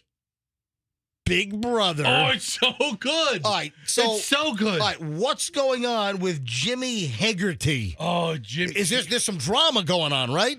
He was voted out last. Okay. What's he saying now? Because Jimmy runs his mouth. Yeah, Big Brother 27. Jimmy Haggerty was the most recent evictee. Yeah, he was voted out last Thursday. And he feels betrayed by his former allies, Mickey Lee and Morgan Pope. Yeah, they got sold a bill of goods on. See, Jimmy was trying to play both sides of the house. Wow. And he's been spending a lot of time trying to make Keanu the enemy. And Keanu's such a nice guy. Dude, Fester's a 50-year-old guy. Listen to this crap. It's the best show on TV. Whatever. Dude, I was watching the live feeds yesterday, and let me tell you. Yeah? God. And then this week, What do you sit in your cubicle at General RV watching the live feed? Occasionally, watch it at home. If the live feeds are you can go to the live feeds right now on Paramount Plus. Really? That's like that old voyeur dorm locally. Right? Yeah. Right? Right now, you can go to Paramount Plus and click live, and they'll cut top. The 4 cameras in the house will pop up that are live feeds, and you can watch them sleep. Wow. Yeah. Just and there are people, thousands of people just watching these contestants sleep. So then what do they show on the program when you watch it in the evening? Is it like an hour-long show where they've sort of edited or interacted with them and interviewed them or something? It's an hour and a half each, I think, but it's they've edited it down to be a real show. So for the people who can't watch all day. Yeah. Well, luckily, I'm a member of 5 Facebook fan pages. Oh my gosh, Buster, really? You're out of control. And wow. Occasionally, not all the time. Occasionally, I'll watch the live feeds. Let me get this straight. So Mickey Lee, Morgan Pope, and this now ejected Jimmy Haggerty, they were known as the Triple Threat Alliance? The Triple Threat was an alliance. They all got you. But you know what? Jimmy was playing both sides of the house. God. And when Mickey stole Riley's HOH, after the veto and hold on, what's the HOH? Yeah. Head of household. Oh my. Head of household. So then Keanu was up for eviction, but then Keanu won the veto and took himself off the block. Oh, so is good. Keanu crazy? No, he's a wonderful guy. He seems like a very nice, down-to-earth man who's being painted as the villain this year, and he's not. He deserves to be in the final 2. Fester with way too much Big Brother. I mean, dude, I don't think it's normal and natural for a 50-year-old guy to be sucked into the Big Brother show on CBS. Dude, this week, Ava is HOH. Talk about a wild card. This woman, who's, I think, a hysterical person. Yeah. What's that park in New York City? Is it Washington Park? Washington Square. Where there's like a lot of artsy people. With the arch? She goes down there, hangs out, and she sells. This is how she makes her living. Sells fentanyl? No, she sells aura paintings. In Washington Square? Yeah, like in New York City. She lives in the city. You've got the round fountain. You've got the arch there. And she'll paint your facing aura. Fifth Avenue. That's like her whole job. Julian's freshman dorm was right on Washington Square. Julian has probably seen her painting auras. What was that? Lipton, right? Yeah, Lipton Hall. Julian's freshman dorm was literally right on the west side of Washington Square. So when does the next episode come on? Because now I'm intrigued. I've got to watch it. All right, so please. I'm telling you right now, you're 4 weeks back. I mean, if I were you, I do some binging. Tomorrow's the next episode. Yeah, on Paramount Plus, right? And okay, Keanu's on the block. Tomorrow's the Vito show. All right. You gotta Enough. watch it. It's so good. I'm sorry I freaking mentioned You think this. 4 episodes will be? I'll have a good enough base to catch up. I've got the new super dump machine. I'm going to dump the last 4 minutes. Hold on, listen. They do a super. Dude, MJ, listen. I think you're on the outs. Yeah. I don't understand this. It's obviously a wildly popular show that people are wanting to see, and you're like, I'm sorry. so dumb, blah blah blah. Hold on. This is the 27th season. Yeah, dude, it's 27th season. It's like it's competing with Law and Order SVU. Listen to me. I'm telling you right now that is not normal for 50-year-old guys to be sucked into the drama of Big Brother. You want to make a bet? I bet. Listen, if you're over 45 years old, over 45, we got to set a limit somewhere, right? I don't want any young 43-year-olds calling in. And you watch Big Brother all the time, MJ, your phone lines will fill up in a second. Okay, let's fill up the phone lines with 45-plus guys. People, not guys. Okay, people. well, all right. So you want me to test... Non-gender specific 45-year-olds. So test the phones right now, and if you're 45 or older, are you into Big Brother on CBS as much as Fester? Is that what you want? I'm telling you, I'm not the only one. All right, fine.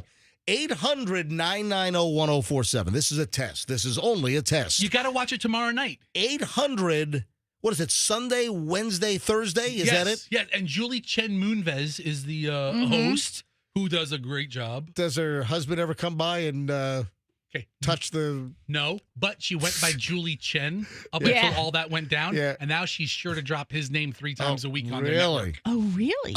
She was always Julie Chen. Yeah, she was married to him for 10, 15 years and never took his name. And remember, she did take a little break for a while. Like when the whole thing went down, I think she took a little break from the TV, and I don't know that she hosted that year or something. She's always hosted. If it's a season, she missed one episode. There is no way that my phones are going to be filled up with Big Brother fanatics 45 years of age and older like Fester. I look forward to this all year long. Like all the lines that are ringing right now, which is every single one, I'm guessing that they want to know when I'm giving away the NASCAR tickets. Yes. Yeah, because we do have NASCAR tickets to give away again today for the Wawa 250, powered by Coca-Cola, August 22nd at Daytona International Speedway. So we've got a pair of tickets.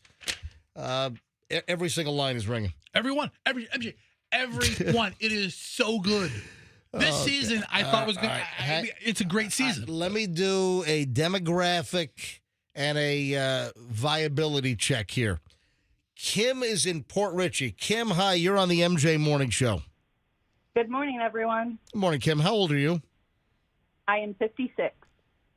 Kim, do you watch Big Brother?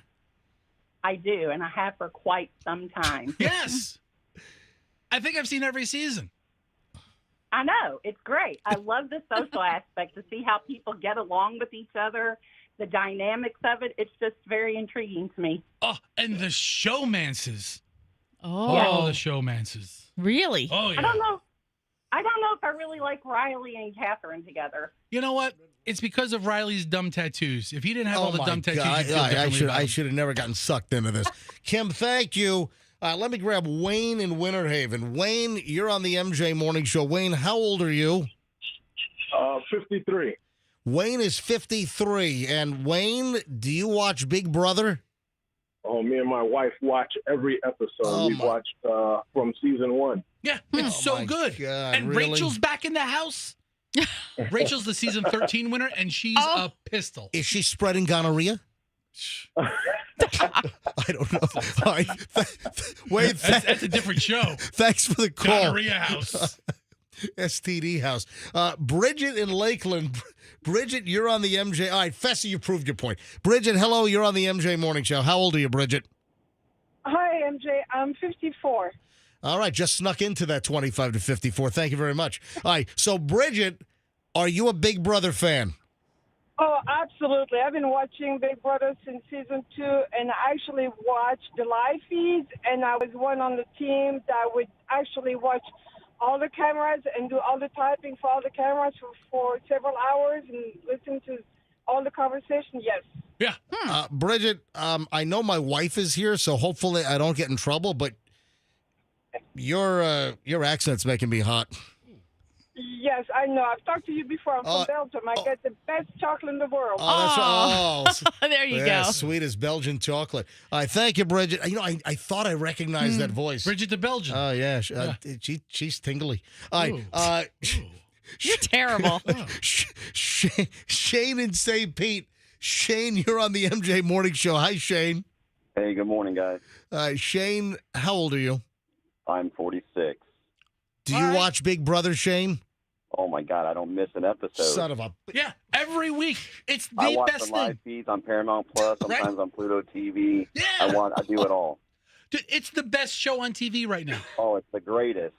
Nothing compares to it. Unbelievable. But Shane... when Jimmy went home this past week, that was the best thing since sliced bread. What high drama, and what's up with Jimmy's outfit walking out of the house with like the hose shorts and the gloves? What the hell's going on here?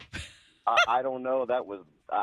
I don't even have words for it. That was ridiculous. What the hell is going on here? MJ, remember you used to do like the Melrose Minute? Yeah. Yes. Hold on. Michelle used to do the Melrose As Minute. a show, we did the Melrose Minute. Right. Yeah. We should do like the Big Brother 30 seconds. Right. After each episode. yeah. Me and Shane, we could host it. Shane, what do you do for a living? I work for the city of St. Petersburg. See? All right. There you go. Thank you, Shane. Appreciate the call. All right, every line. Andrew, I'm taking 2 more. Stop screaming. Fest just proved this point, okay? Frank and Wesley Chapel. Frank, you're on the MJ Morning Show. Frank, how old are you? I'm 59 years old. Frank, do you watch Big Brother on CBS? Absolutely. You know, Frank. I love it. My wife is 52, and we both watch it. We actually gamble on it. We bet $20, and we each take a player, and then we watch the whole season. You ought to turn it into a drinking game with tequila.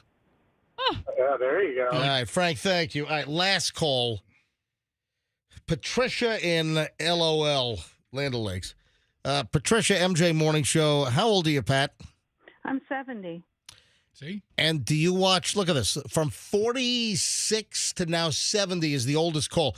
And do you watch Big Brother? I do. I mark it on my calendar every year when it's starting. It's the best show around. Yeah, I remember like in May, I saw the first commercial that, debuting July 10th or whatever it was. And I was like, book it. Has it always been a summer start thing? Yeah, because like a lot of the other shows are on No, it hiatus. has been. Right. I Yeah, started watching it several years ago with my brother when we went on vacation. It's relatively like cheap filler network television. Okay. And so Yeah. when will the final episode, when will it conclude for this I think like the season? first week of October or maybe through September. Has COVID ever raced through the Big Brother house? Dude, so I was watching. I don't believe so. So I don't know. I don't think Big Brother because COVID was more of a spring event. How about the chikungunya virus? So get this, MJ. I know you're making I know you're having fun with this, and you're making fun of us Big Brother people. Yeah. Paramount Plus used to carry Big Brother Canada and Big Brother Australia. I want Big Brother North Korea. You know, They eat each other. So Big Brother Canada had a season ended because of COVID. Oh wow! Oh really? Yeah, they're like, it was like 4 episodes in, and they're like, "Hey, everybody, we have terrible news. Go home. It's a terrible disease ravaging the world." Patricia, thank Terrible. you. Thank you, Patricia. All right, so hopefully I have not alienated a big portion of the audience by making fun of Big Brother on CBS. That was just 45 and older because you're making fun of me for my age. But if you took everybody, MJ, you have people, every demographic watches. Yeah, we only ask for people 45 and older. Yeah. All right. We could ask for people 70 and older, led by Patricia over here, and they'd be calling in watching Big Brother. Mm-hmm. It's a great show. Meech, you should watch it tomorrow. I'm going to do it. I'm going to binge watch those 4 episodes tonight. No, you're not. So I'm prepared for tomorrow. No, hold on. 4 weeks. There's 12 episodes. Oh, my It's God. a lot. my It's a lot. gosh. It's a lot. Okay. You know, if you watch like the last 3 or 4. Michelle's going to pull an all-nighter. If you watch the last 3 or 4, you'll get caught up because they do a really good recap in the beginning of every show. I got to move on. Do you know about the new Chipotle hack? I want to know, is this true? And I guess, well, this is like specifically, I guess, Chipotle, but I would imagine that this might, if it does work, I would imagine that this would be also effective at other places. There are 2 things at play here with the Chipotle name hack. All right, I'm going to start giving you more details on this. So this has become like a viral story online, and I guess many people believe this. Women are ordering when they do like DoorDash or Uber Eats, which, listen, I proved this to Chloe like a year and a half ago that she wanted some burrito, whatever she wanted at Chipotle. We went to the store and it was $10.84 or $10.94 all in. The damn thing was $10, tax out the door. If Chloe wanted to order it via DoorDash, and I said, no freaking way, like Peter on Family Guy. And on Uber Eats, the burrito that she wanted, or whatever the hell she wanted to order from Chipotle, with the delivery charge, it was like $22. Then you would have to tip the driver. And what, they're going to expect, 20%? So, another $4? This burrito, whatever the hell she wanted to order, was going to be like $26. And I drove 0.8 of a mile up the road, and she ran in, and it was $10.94 instead of $26. What are you saying? You proved it to Chloe like you're a scientist. DoorDash is a convenience fee. It's a thing. A convenience fee. It's a thing. More than twice the amount? How much would you charge to deliver my burrito? About $16. That makes sense. Now, on to the actual new Chipotle issue at hand. Women who are placing orders. So, Michelle, come up with a woman's name. How about Michelle? Okay. Michelle orders from Chipotle. Michelle is not using her real name. Do you think Michelle is using another female name? No. There's a trend where women, for 2 reasons, when they order at Chipotle, the claim is they're using a man's name. So just for the sake of the conversation, Michelle orders as Michael or Jeremy or whatever. So here's what's at play here. Oh, I know what's at play.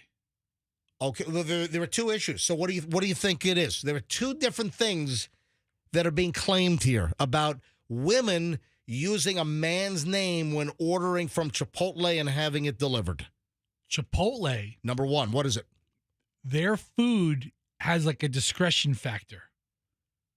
Like if you order a Big Mac, all Big Macs are the same. Doesn't matter if you're Michael, Mary, or Joseph or whatever. It doesn't matter what your name is. Right. You're getting the same Big Mac. But keep it coming. If you're a man, maybe they're a little heavier handed on the proteins or on the toppings. So you actually get a dish that might weigh 2 or 3 ounces more. That is, stop. That's correct. Stop it. So women are That claiming. is unfair. So hold on, listen to me. Oh my gosh. Women are claiming that if they use a man's name, they're saying they're getting more food.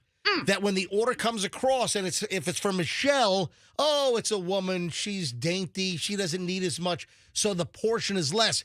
Their claim is if you use a man's name, you get a heftier serving. Dude, let's put that to the test. That is crap. Why don't you let Chloe order DoorDash from Chipotle like 4 nights in a row? No. And you make an Instagram video about this and see where. Okay, so one night she's Chloe, the next night she's Cletus. Yes. Dude, if you said your name was Cletus, how heavy would that burrito be? There's fat ass Cletus over here. That is just. I'm infuriated. That's the claim. That's the claim. And then what do you think the other claim is? There's one more claim that women are saying why using a man's name is beneficial. Is it So they don't get mugged? Yes. Well, you're on the. Yes, I'm going to give that to you. You don't want some creepy DoorDasher knowing that you're a female and you're home alone? So a DoorDasher, going up to Julie's house or going up to Zoe's house, it might have a little bit more of a creeper factor. That if a DoorDasher or an Uber Eats driver is going to what he thinks is a delivery for, Phil, No, you need to give like a really aggressive man name like Hunter Remington or something. How about Stabber McGee? Yeah, something like that. Delivery for I'll kill you? All right. Both of them make sense. Yeah. I mean, it's psychological, I guess, on the part of the Chipotle employee. So as a female, we're just getting ripped off left and right. We get less food at Chipotle when we order, and when we go to the dry cleaners, we have to pay more. I mean, this is. Hey, I don't understand this. You go to the hair salon, you're paying more as well. Exactly. Listen, the change operations are popular for a reason, Michelle. There's more than the benefits that you think. I'm about to make a phone call. I'm about to call somebody up to have them on the show. Mm-hmm. Somebody that we have not spoken on this show to in a long time. I'm going to give you hints because there's an interesting story that's popped up. And it has to do with something in downtown Tampa. I'm going to give you clues. I'm going to call this individual up. I will tell you right now, it is a man. This man had a very high-profile interaction professionally some years ago. Michelle, do you have any idea who this man is who I'm about to call up over a very interesting developing story in downtown Tampa? Hold on. He's a man, and he had a very interesting interaction representing somebody. Oh, so he's an attorney. Oh, he's an attorney. Okay. It's an attorney. Well, you said representing. All right. It's not a real estate transaction. Too pretty for prison. Oh, now I know who it is. Of course. Okay, so I know this guy now. Too pretty for prison. Who am I talking about? Barry Cohen. No. I'm kidding. By the way, the late great Barry Cohen. He died? Yeah. Oh, yeah. Yes. Sometime. Yeah. Rest in peace. Great guy. Yeah. I saw him once in the gym, and he's like, "Hey, move out of that way, big boy." No, super nice guy. No, really, yeah. John Fitzgibbons. John Fitzgibbons, who represented. Well, amongst other people. Many other. LaFave. Yeah. Deborah LaFave. Deborah LaFave, the teacher that was getting it on with the kid. Wasn't her name Beasley? Who? Deborah Beasley LaFave? Oh, I think it was. Might have been. Yeah. Remember what she was? They were driving around Ocala in an Isuzu rodeo, and some friend was driving the car while they were getting it on in the back. I remember one time we were talking about Deborah LaFave, and then her ex-husband Owen LaFave called me. It's like, keep my name out your mouth. Oh, that's right. Oh, yeah. Even before Will Smith yelled at Chris Rock. So. Oh yeah. All right. So hey, I got to call up John Fitzgibbons. They're John has done many high-profile cases around town, and this is really an interesting story. Is he representing somebody? Is there a cause that he's behind? No, there's big concern because this happened in downtown St. Pete, and that was an active situation that was being monitored. Now there's a problem. I know I'm setting this up as kind of a little bit of a guessing game. Let me call up John right now. All right. 813. Remember, we had him on a lot during the Deborah LaFave story. I think he's going to be a little more articulate in setting up the story, so why don't we hear it from him? Yeah. All right. Man, this is really, really interesting. There is potential danger afoot in downtown Tampa. John Fitzgibbons. John Fitzgibbons, it is the MJ Morning Show calling. Well, Todd, how you doing? Haven't talked to you in a while. It has been a while, John, and of course, you were a staple on the show during the Deborah LaFave days. Yeah, you still haven't paid my bill yet. So, John, you know him. John and I, we keep in touch every once in a while. It's been a while since we've texted, but I saw a news story, John. Suddenly, you're in the news, and you have a major concern in downtown Tampa. Why don't you set this up? Tell all of our listeners what's going on in downtown Tampa, because we had a situation last year in downtown St. Pete that was horrific. Well, you're absolutely right. And my office is in the Tampa Theater office building. A lot of people don't realize there's a 10-story building attached to the theater that a group of us own. We can look out our window at this construction site, which is along Florida Avenue. Across the street is the United States Courthouse. Across the street is our building in the Tampa Theater. Across the street, the other direction, is the Le Meridian Hotel. And across the street, the other direction, are the Federal Timberlake buildings complex. There was a building that was announced and the construction started several years ago. It was to be a 28, 29-story building. And there was an army of workers out there, and all of a sudden, about 2 years ago, everything stopped. Poop, stopped. Just completely stopped with this huge crane right in the middle of it, like we've all seen all over the construction sites. And they buttoned up the place, basically, and I haven't seen a mouse over there as we look out our window in almost 2 years. We've raised our concerns with the city. We've raised it with the contractor. Apparently, the last inspection was back in April of 2024. Jeez. And the permit expired in April of this year. And the city now, I think, is going to consider it to be an abandoned construction site. But obviously now, as we go into the teeth of the hurricane season, we have a lot of concern about this huge crane right across from us. And if it falls, I don't even want to think about what could happen to people or property. So, John, just to refresh our audience, and what happened last year, you had the huge construction project in downtown St. Petersburg, an active construction project. I mean, I think partially funded by billionaire John Katzimatidis. Mm-hmm. That's that 400 Central Avenue. Remember, during one of the hurricanes, was it Milton? Right? Was it Milton? It was Milton. Milton was the that was worst the wind. That was the hurricane wind for event, right? So, of course, the roof of the trop was ripped off, and you had that huge crane collapse in downtown St. Pete while they're building this 400 Central, and didn't it smash into like the St. Pete Times or the Tampa Bay Times building? And I mean, this crane collapsed and did like pretty serious damage. Luckily, nobody was hurt. But there have been a lot of crane accidents where there have been fatalities. These are huge construction cranes to put up big buildings. And, John, this project, so the name of the building, this was going to be a huge 28-story building, over 400 residential condos. And they just stopped? Yeah, and the name of it was X-Tampa, X-Tampa, and the construction company, the developer, I guess they've gone belly up, or they've had financial troubles, because there were also projects in Phoenix called X-Phoenix, X-Denver, X-Houston, and all of the projects, including here in Tampa, all of these like big high-rise condo projects have just stopped dead in their tracks.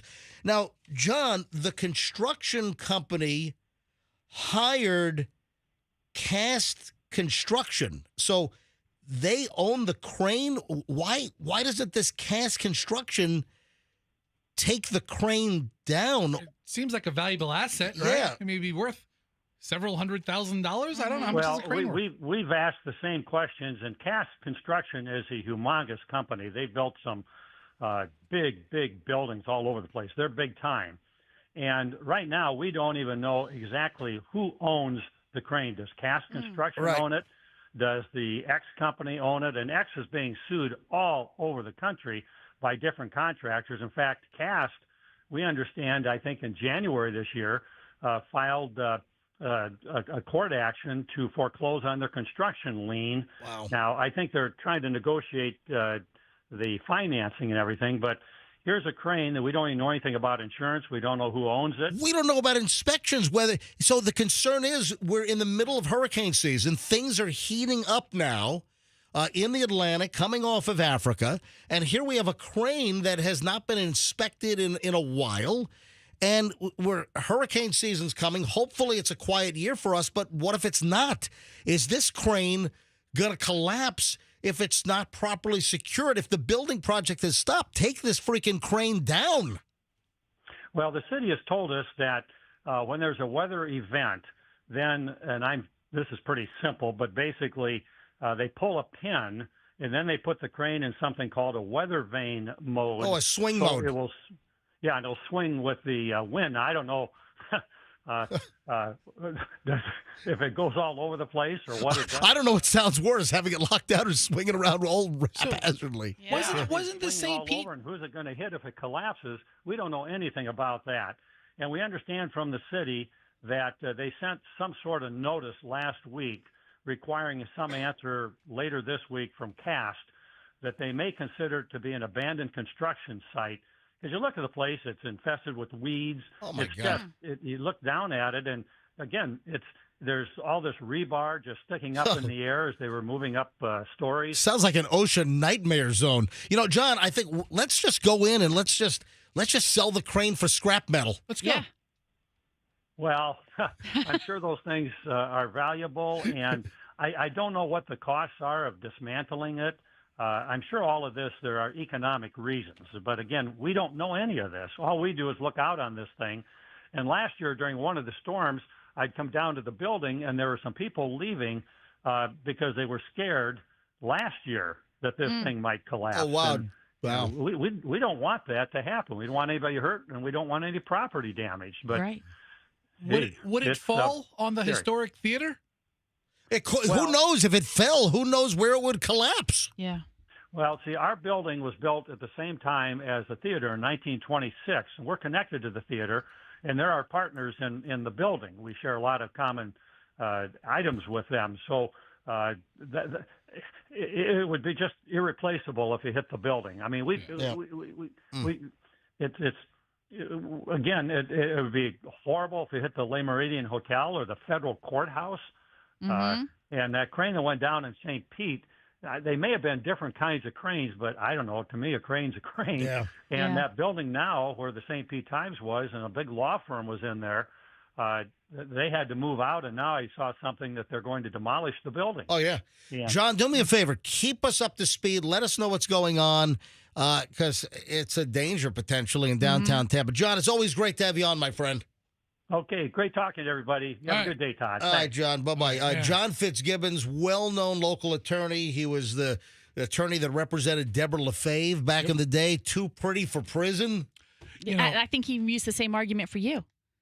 Oh, that's right, with the whole turkey fryer issue. Yeah, you're too pretty for prison. Right, so full disclosure, I retained John Fitzgibbons when the whole festered turkey fryer debacle happened. What was that, 2012? 08? No, it's like 2011 or 2010, I thought. 09? I don't know. Anyway, I think it was Christmas of 08 going into 09. They were threatening us with arson charges. Yeah. Nobody was threatening you. It was just floated out as an idea. You know who's a douchewagon to this day? I tell you, I have my whole hate list. Yeah, who's on your hate list? Dudley. Who? Not Dudley. Dudley? Bill. What, you having a stroke? Bill Wade. Bill Wade. What do you having a stroke over there? Bill Dudley. Bill something. I remember. Bill Wade. I haven't said that name in 12 years. He was all gung-ho on our turkey fryer demonstration until he wasn't, and the fire marshal for the state was in town. And anyway, that was such a blown-out, ridiculous debacle. And that's why there were no charges. Yeah, exactly. Despite to the dismay of those lobbying to put you in prison. Yeah. There was no crime. It was Fester let a little stunt in our parking lot get out of hand. There was no arson. I don't think he let it get out of hand. I think it just sort of happened. Just got out of hand. But to be clear, you guys did have some fire people on site that seemed to kind of know and guide what was supposed to happen. Yeah. And, things just went awry. It was raining. We didn't think we'd get that big of a fire. Oh, well. You want to hear something insane? Yeah, what? Sure. $400,000 worth of Pine Sol has been stolen in a cargo container. Pine Sol? pine saw. What do you do with 400 grand of? How do you dump that? So Christopher comes back to Tony and says, "Hey, Tone, I got a big score. Hey, Tone, me and Paulie Walnuts, we got a big score down at the docks. I got the whole truck here. It's $400,000 worth of pine sol." And Tony's like, "Yeah, right, open it up." I mean, is it good for like making some kind of drugs or something, or just cleaning? It could clean the drug room. No, pine sol is a freaking cleaning product. I can't, like, was this an accident? This was an accidental knockoff? I just want to know what you do. How do you unload? How do you fence $400,000 worth of pine sol? Happened in Pennsylvania, Dauphin County. State police in Harrisburg are investigating a cargo container full of pine sol stolen up in Pennsylvania. Happened August 3rd, 1 a.m. Is there a place where you could just give it back? No Did they think they were getting like a whole container full of Labubu dolls or something? Or did they get misled? Yes. Did they get some bad intel? Yes. Oh, man. This cargo container, it's loaded with 98-inch LCD TVs. Oh, my God. This is huge. What a score. They steal the container, they open it up, and it's loaded with freaking pine sol. Oh, man. What do you do with it all? That's what I'm saying.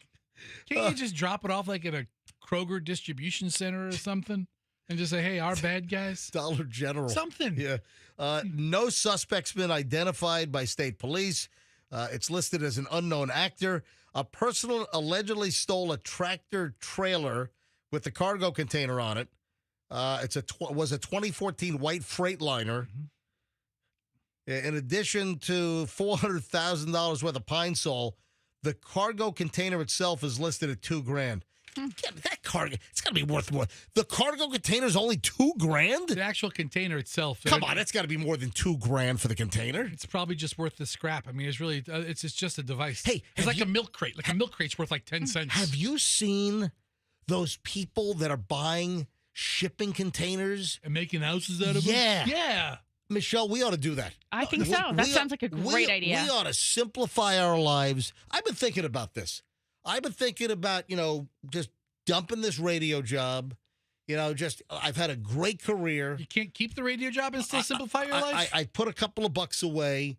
Michelle, we sell the house. We get Jennifer Zales to peddle our place, all right, and then we buy like a couple of shipping containers, and I get a blowtorch, and we put them together, and we just go simple. You need spray foam, like good stuff. Oh yeah, you need to foam them.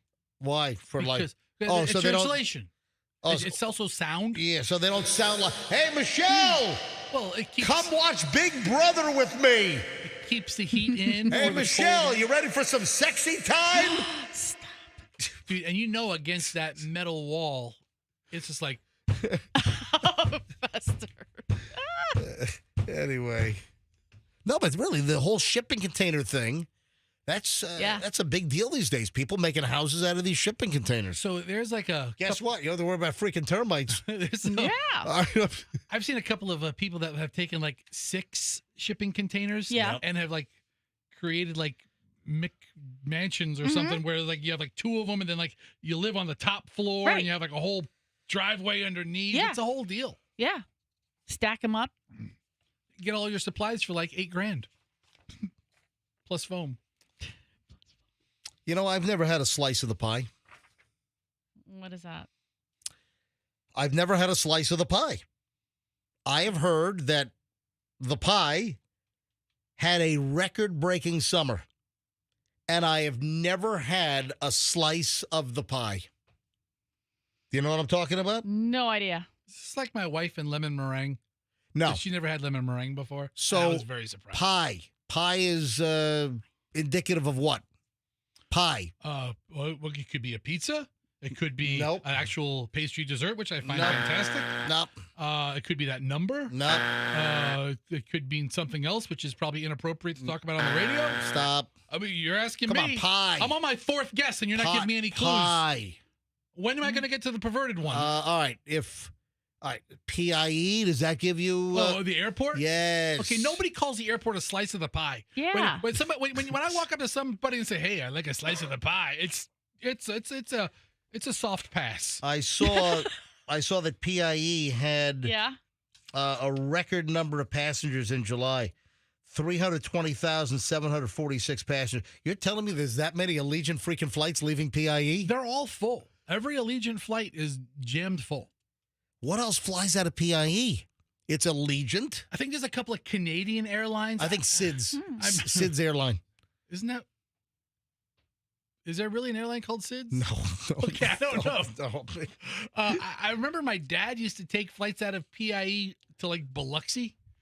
I don't know if that still runs. Did your dad go on like gambling trips to Biloxi? It was like 3-day trips to Biloxi. That they paid for? You go, you gamble, you eat. Because your dad was a whale. You eat like a king, and then Wow. you go back, you pick up a couple of Mississippi hookers, and you Oh, come home. God, stop. Oh my gosh. No, but PIE, the Pinellas County Airport, PIE, had their busiest July, set a passenger record. And what I'm saying is we've never had a slice of the pie. No. Michelle and I have never taken a flight out of PIE. So I was looking. You know, I do want to go to Fargo, North Dakota. And I was just thinking that. I do. The only state, folks, that I've never been to is North Dakota. I've been to every other state in the country.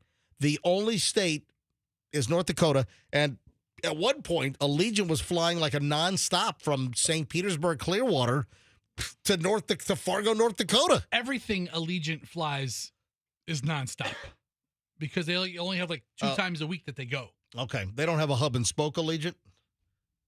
I think the base is in Vegas. All right. But Allegiant flies out of there. Sun Country. Oh, I thought Sun Country flew out of Tampa International. No. Pie. Here's one my dad took. The Beau Rivage. Oh, yeah, the Beau Rivage. Beau Rivage, Borgata. Yeah. So Casino, Sun Country. I think Sun Country, is that a Canadian one? I don't think so. Nope, it's another gambling one. So I think PIE is just Allegiant, Canadian, and gambling trips. Why am I thinking that Sun Country is also a Tampa International? Mm-hmm. I don't know. Airlines at TPA.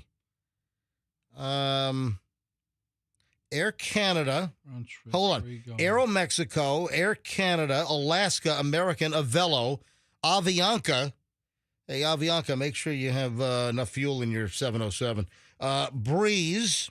All right, I'm way off. Oh, and if you're running low on fuel, contact Tampa Tower at 121.5 and declare an emergency. This Sun Country flies everywhere. I might be way off.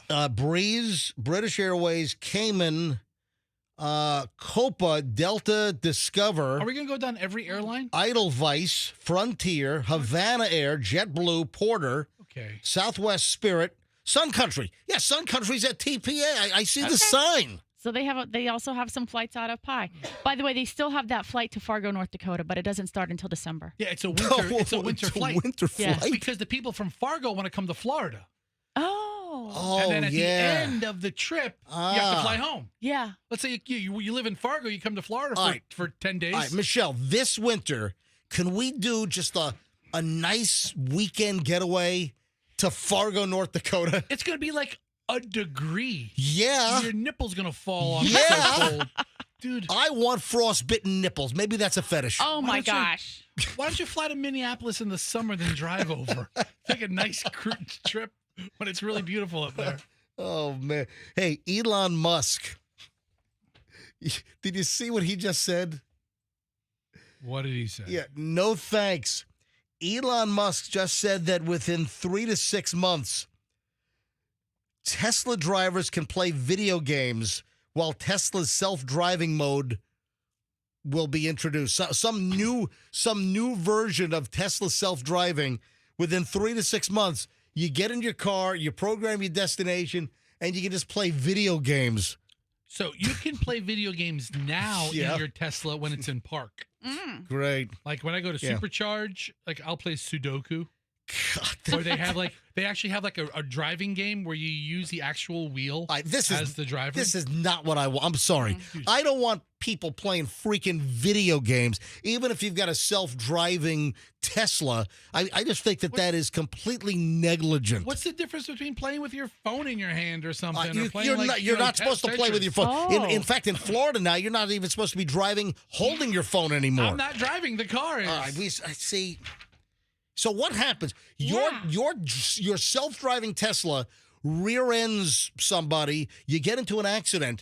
Is the driver liable, or do they have to sue the car or Tesla? You sue the car. Yeah. What is that all about? How does that legality work? All right. Let's. This brings to a close over an hour and 20 minutes of nonstop MJ. How would you? Let's top this off with a cherry. How would you like to win NASCAR tickets right now? Call right now. You'll get a pair of tickets for the Wawa 250 on August 22nd. It's powered by Wawa and Coca-Cola. If you want to go see NASCAR in Daytona at the International Speedway, we'll take caller number 30 right now. 800-990-1047. 800-990-1047. Caller 30 right now, and you've got NASCAR tickets for the Wawa 250. Caller 30, 800-990-1047. When we get back, another bad chat GPT session. A guy looking up some health tips. Whoopsies. Oopsies. Yeah. Dude, do not rely on chat. People are taking this stuff as gospel. Oh, you got to hear this story. That and a whole lot more next on the MJ Morning Show on Q105, 104.7 FM. Oh, Andrew. Lay off the phones for just 1 second. Andrew. So I've got a Veterans Ford commercial here. Andrew, what are you getting angry about? Trying to do a contest. I know. Just hang on. People will still call for the tickets. Folks, Andrew's going to talk to me for 30 seconds. So he's not going to pick up the call and say, your caller 17, you caller 18. He'll start that again in 30 seconds. All right. So Andrew and his girlfriend, they went to Veterans Ford yesterday because Andrew's girlfriend was looking for a great, high-quality used vehicle. And she wanted a minivan, and she drove off with a great used minivan. Found exactly what you wanted. And how good was the treatment at Veterans Ford? Oh, it was wonderful. We were taken care of. The moment we walked in. Was it the best car buying experience you've ever had? Yes, it was. Look at that. Ringing endorsement. All right, go back to answering phones. No, listen, seriously, you can go back to phones. All right. So Andrew's girlfriend, our producer, got a used vehicle at Veterans Ford yesterday, and everything they loved it. They absolutely loved the experience, folks. An awesome pre-owned department for any new Ford car, truck, or SUV. Just walk in there, tell them you want the MJ deal. No Ford dealer in town will beat an MJ deal when you go to Veterans Ford. Linebaugh and the Veterans Expressway. Veterans Ford, tell them that MJ sent you. TwoCollegeBrothers.com. Look no further. That's it. The mover search stops right now. Do not look any further. If you want a high-quality moving company with highly trained individuals, fully background checked, if you want to get a great quote, I'm telling you right now, you hire TwoCollegeBrothers.com, and you're just going to be itching to leave that 5-star review on Google. So that's their business model. Treat people so well, execute their moves so amazingly at a great price that customers are going to be so excited, so thrilled about the job that TwoCollegeBrothers.com did that they leave 5-star reviews. That's how they operate. How do you get 5-star reviews? Great pricing and a great move. And that's why they have over 1,100 5-star reviews.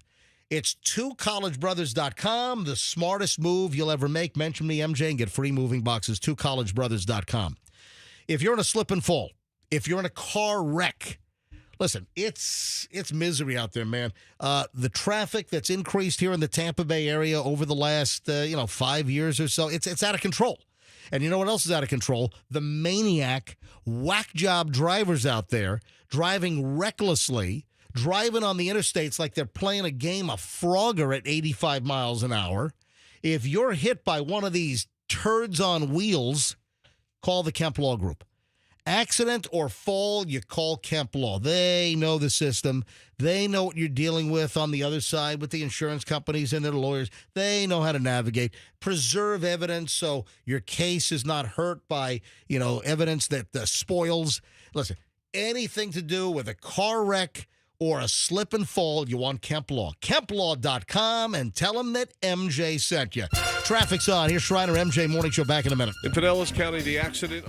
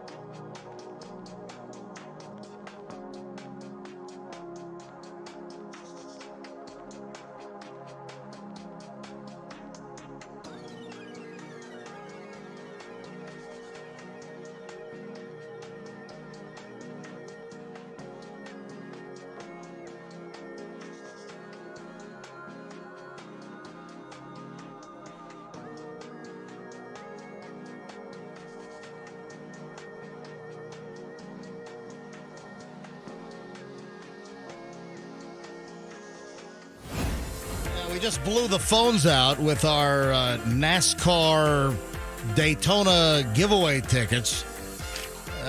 Phones are still ringing.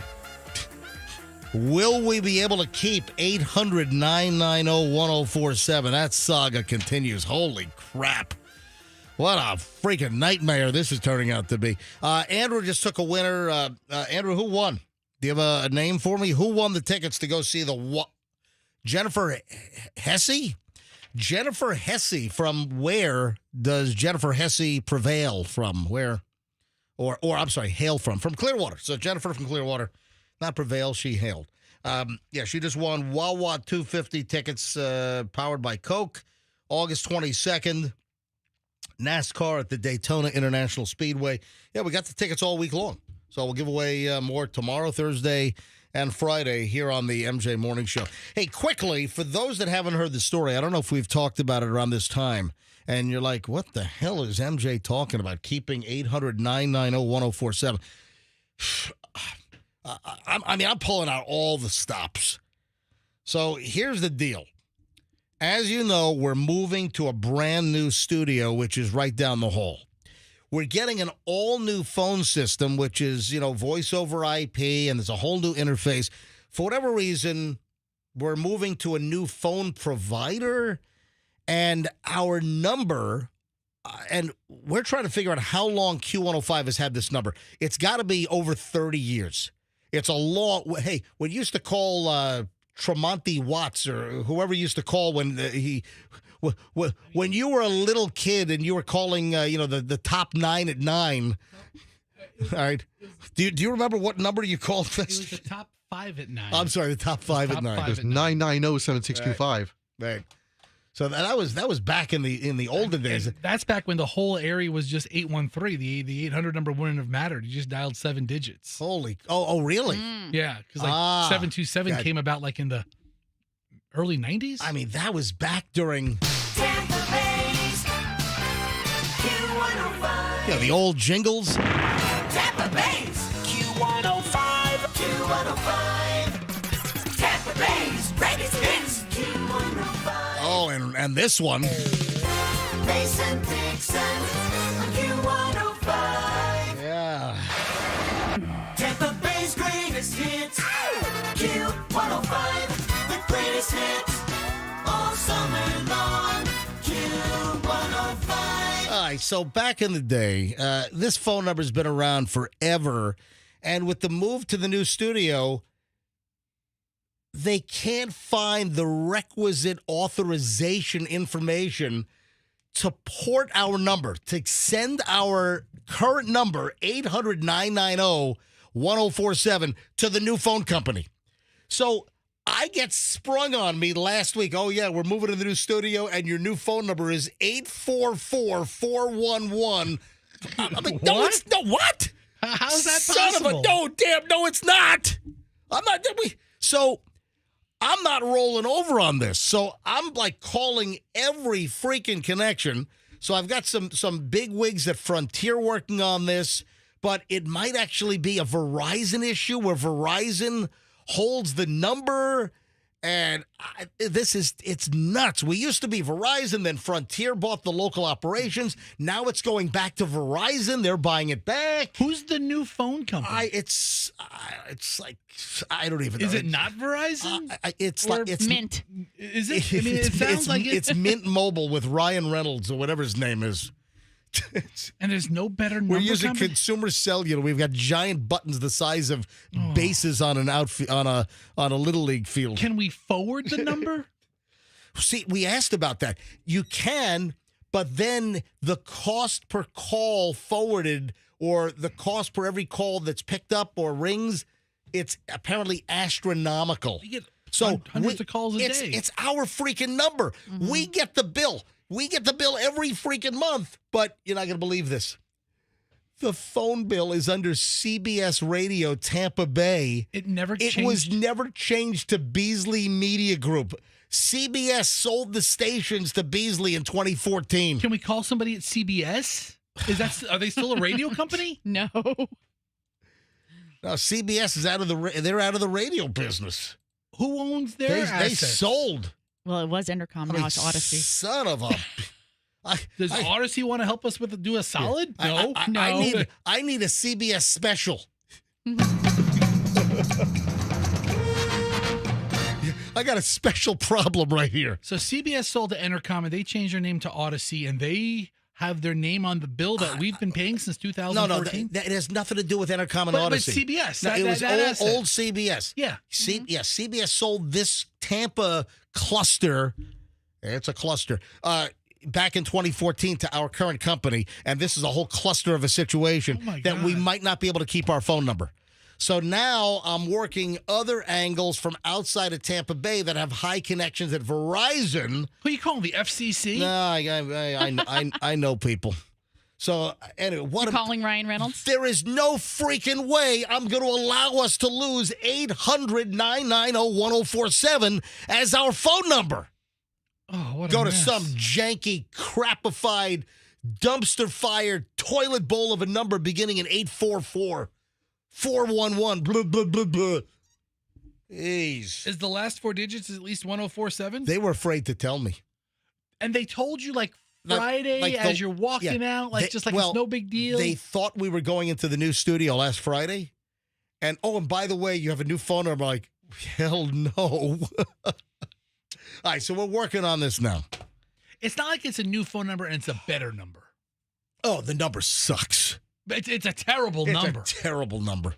Plus, listen, the muscle memory of 800-990-1047. I'm not giving that up. I'm going out in a blaze of glory before I give that number up. Stop. Don't say that. Burn this whole place down. I'm lighting myself up. I'm going to become a human torch in protest. I mean, there are a few things that an actual radio station has of tangible value. Yeah. The radio station number is one of them. Will we have to get like a new warm line or a new that's back number? That I think that stays. Because the same. Hillbilly station had to get new back numbers. Really? Yeah, I saw one of their, I don't know, one of their yokels this morning in the coffee area. We stop calling our country station staffed by yokels and hillbillies. Do you know how pissed they are that we're giving away NASCAR tickets and they're just giving away, They're giving away chewing tobacco? They're giving away Broadway show tickets at the Straz. All right, here I got to move on. All right. So that's the phone debacle here at Q105 at 104.7 FM. I think the new phone number ends like with our competitor's frequency. No, I'm kidding. I'm joking. I'm joking. Oh my God. All right. That's hysterical. All right. So, folks, you can't just type crap into ChatGPT and think you're getting a real bona fide answer. How many different stories have we had? We did a test on the air, and we were getting erroneous, false, fake news information. Well, guess what? A 60-year-old guy was all hospitalized up good with severe psychiatric symptoms, plus he had some physical issues as well. He asked ChatGPT for information, some hot tips on how he can improve his diet. Hey, ChatGPT. Oh, my God, my phone just activated. Stop. He thought that he was... Was that the term he used? Information on how to improve my diet? Yeah. Or I don't know exactly. He was asking ChatGPT, how can I improve my diet? So listen to this. He thought he was doing healthy things. What did ChatGPT say? Drink more bleach? Listen, the guy, you know what? It might as well have been that. All right. It might have well. So he had a severe toxic reaction. The dude was put into a psychiatric hold. In Florida, we call it... Baker Act? Baker acted. Unfreaking believable. So the guy, the 60-year-old guy, obviously hearing and reading about the bad health effects that table salt can have on you. And, of course, table salt is known as... Iodine?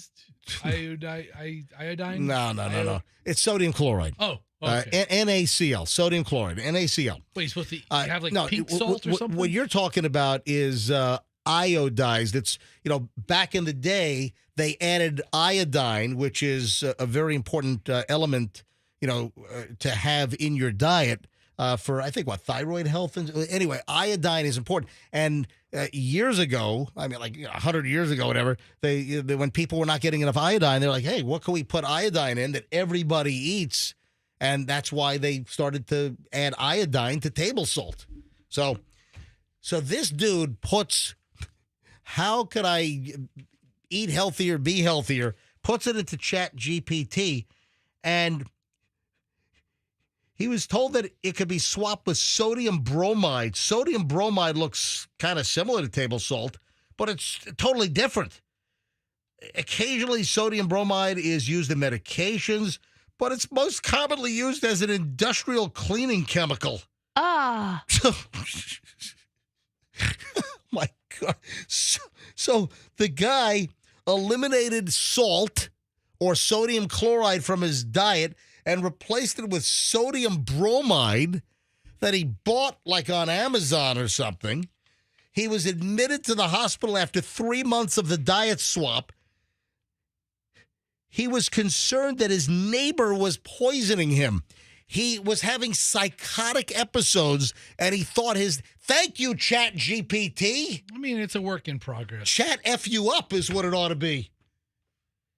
The patient told doctors that he distilled his own water, adhered to multiple dietary restrictions. He complained of thirst but was suspicious when water was offered to him. No previous psychiatric history.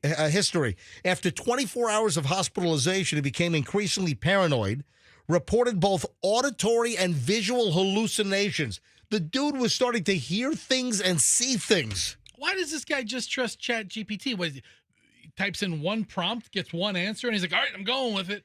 They treated him with fluids, electrolytes, antipsychotics. He tried to escape, break out of the facility. They finally tied him down in the psychiatric unit. Maybe the guy's just nuts. They sent him to the One Flew Over the Cuckoo's Nest facility in Oregon. What proof do we have that ChatGPT told him to do this? My God. So this whole story was published in the annals, I like to say annals, of the internal medicine clinical cases. And the guy was suffering from bromism, a toxic syndrome, by being overexposed to the compound, the chemical bromide. My God. Doesn't it say on that product, like, do not eat or something?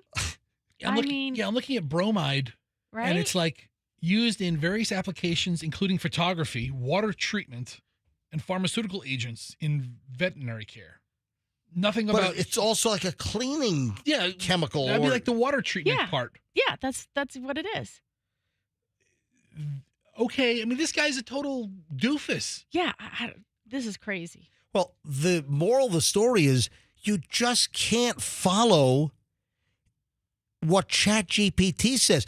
We've had, what about some lawyers who gotten in trouble that they went to ChatGPT and they submitted like legal briefs to the court, and ChatGPT like just made up erroneous crap.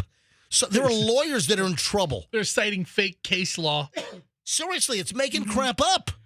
But remember, we did a test.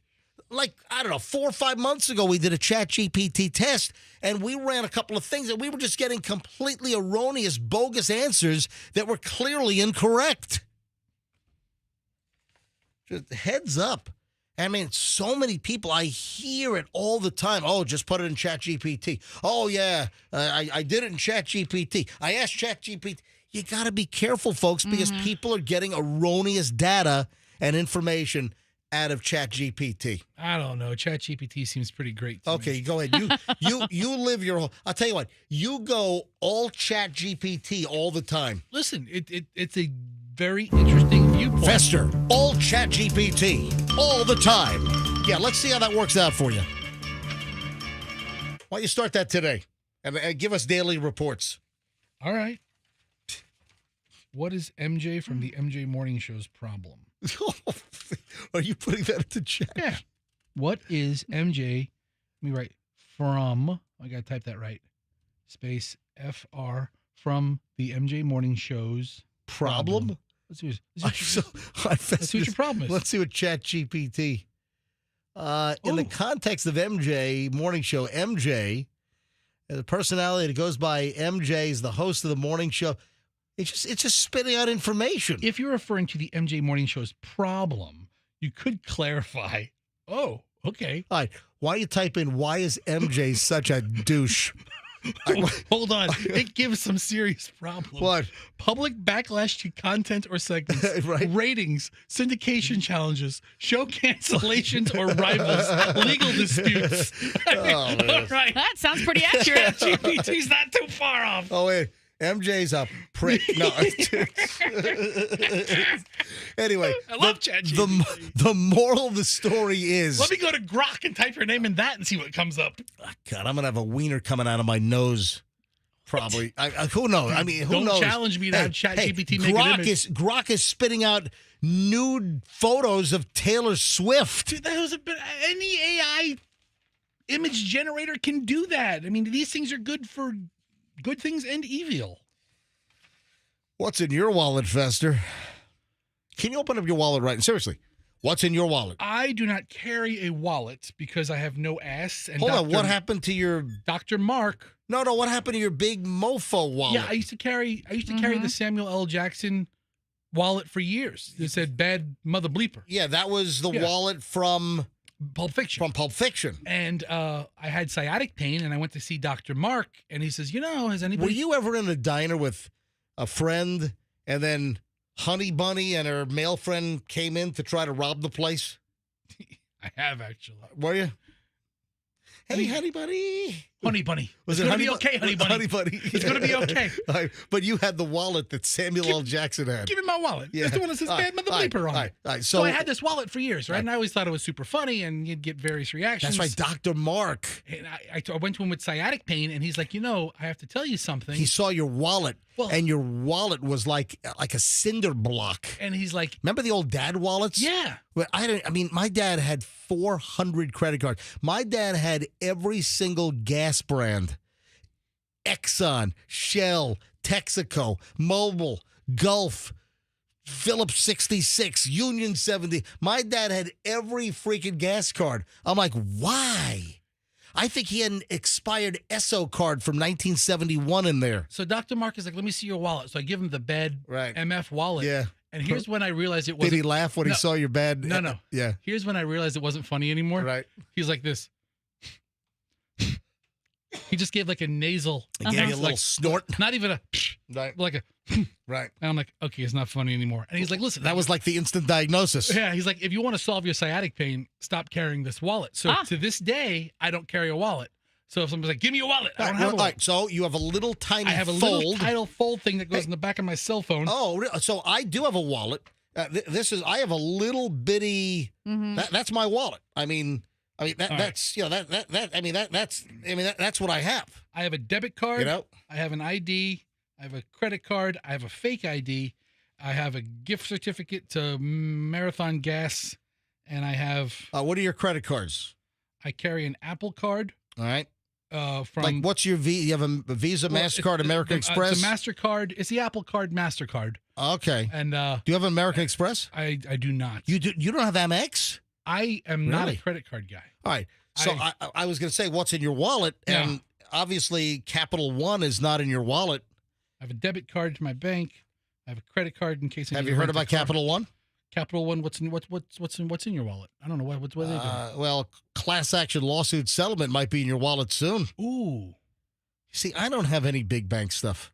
I'm not a Wells Fargo, Chase. I just don't do big banks, and I don't have anything from Capital One, but Capital One has agreed to pay out a $425 million settlement.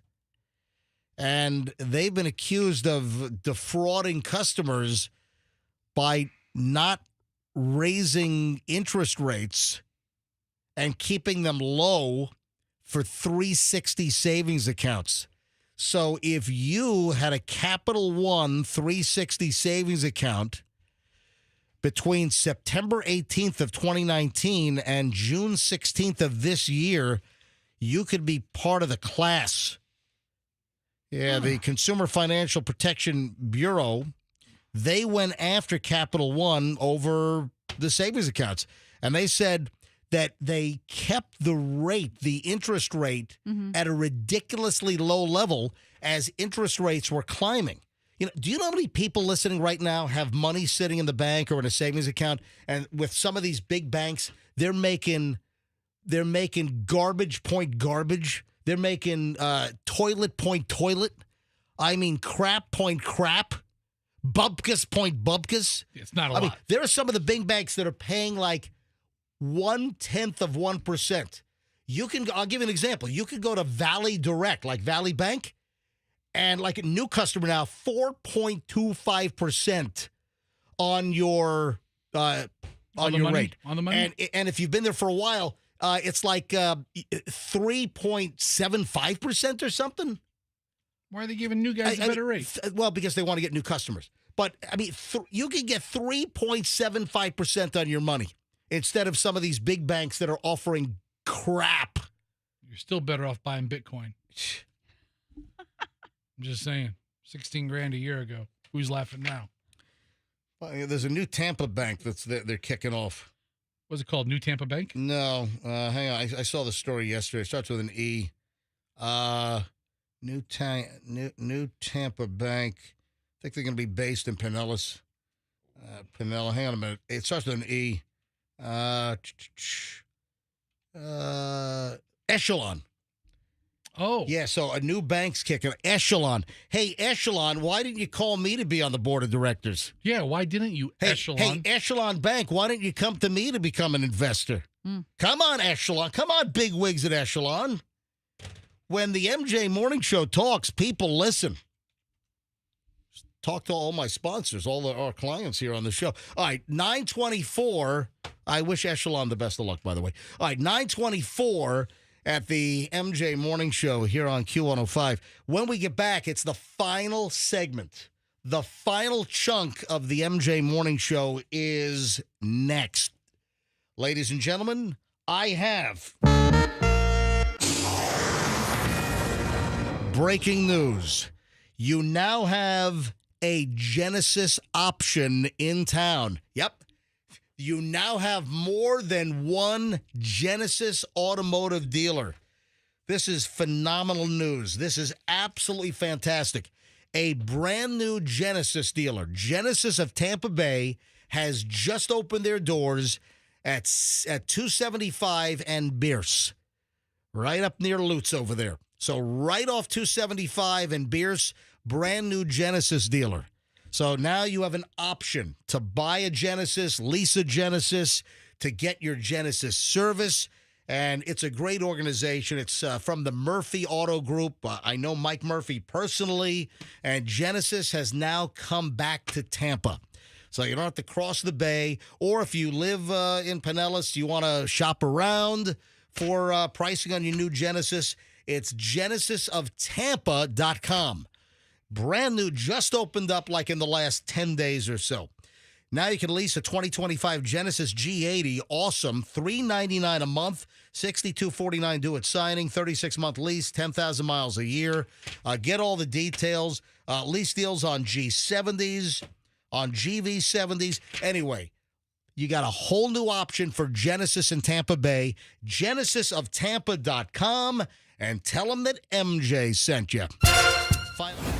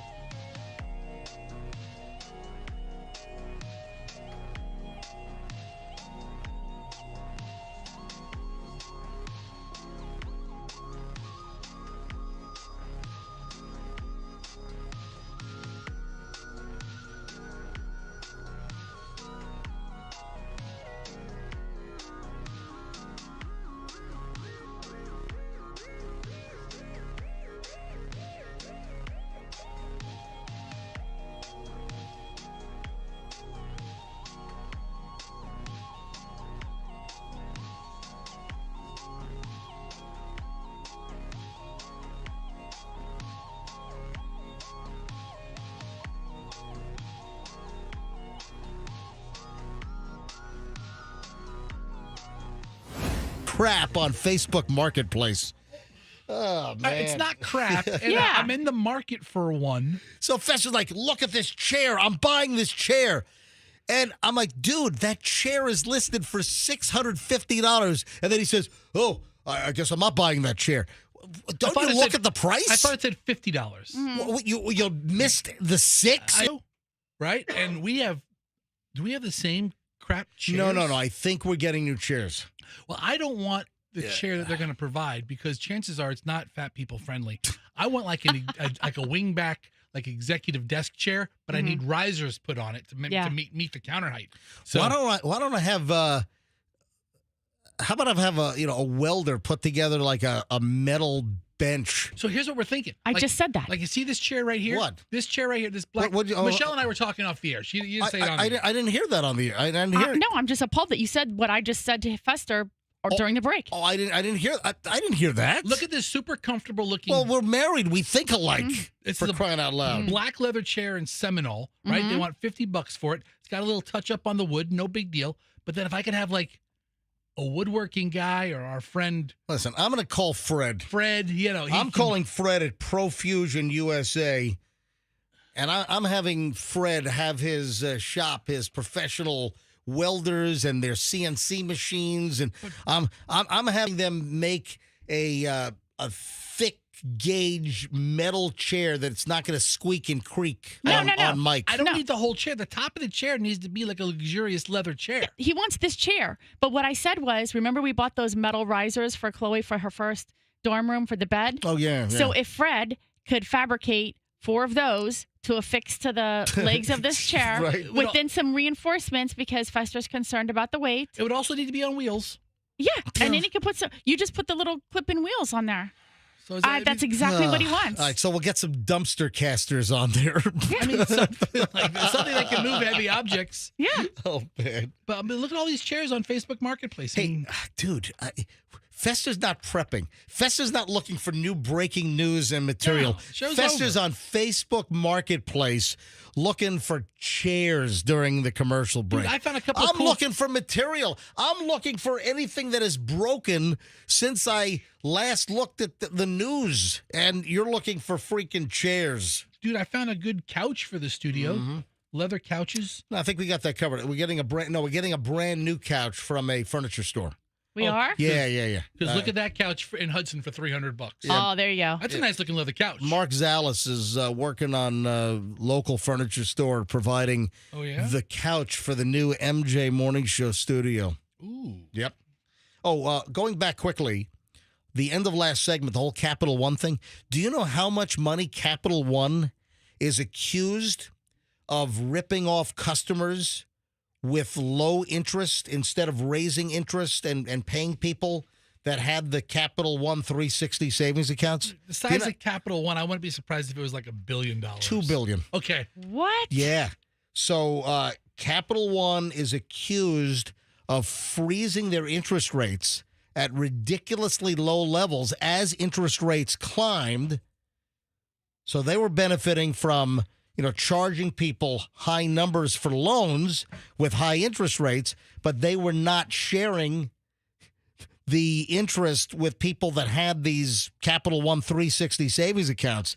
So they're saying those that have sued Capital One are saying that customers were cheated out of over $2 billion in lost interest because they kept their interest so low on the people that had money deposited in these Capital One 360 accounts. Yeah. Capital One has not admitted to any wrongdoing. They're going to pay out $425 million. And, of course, I guess the lawyers are going to get a massive chunk of that is what usually happens. Seems like quite the deal. You scam for $2 million and you only pay $400,000. No, $2 billion. You scam for $2 billion and you only pay $500 million out. Yeah. That seems like a pretty good return. Yeah.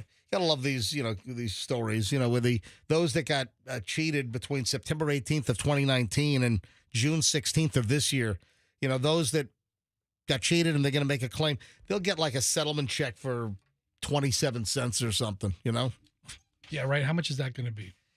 Hey, I've got a event etiquette question. Event etiquette. Yeah, it's tough to say fast. I have an event etiquette question. And we were at an event recently, and I was very glad not to see this. Oh. So if you're at an event and you've got the bar, what is something that you will see sometimes on top of this bar? And when is this appropriate and when is this inappropriate? That is the question. Do you have an idea? So it's like one of those little stand-up bars where they have like all the bottles and the Cokes behind. Yeah. Is it the tip jar? Yes. Okay. 100% right. So when is if you're at an event, when is a tip jar acceptable and when is a tip jar unacceptable? I think if you're at a private event, it's unacceptable. Well, that's where this is headed. Oh, okay. That there are some private events where they put the tip jar out. I think that's obnoxious. Like what? If you have someone that's putting on an event, they're paying for food and drink. Yeah. And you have an open bar, there shouldn't be a tip jar. Because I think that the bill when the host who's paying for it, they might already be charged like the 20% gratuity or 15% gratuity. It gets worked into the price. Yeah. So listen to this. So like if I go to a private event, I don't necessarily tip the waiter, right? Because they're bringing out the food, they bring out the table, but I do tip the valet.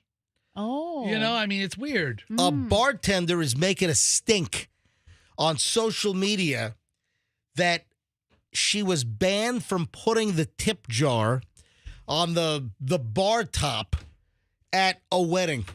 And most people say, yeah, this is tacky. You know, at a private event where you have an open bar, it's not like you're paying for your drinks. Right. You don't put a tip jar. Right. You know, we were recently at a memorial service. They had a tip jar at a memorial? No. It was a very nice memorial service. Terrible situation. Oh. We were at the big room at Armature Works, which is a really nice room. That is a really, really nice event space. Yeah. And it was a memorial service, and hundreds of people turned out. And they had a couple of open bars, but it was all taken care of. It was not a cash bar.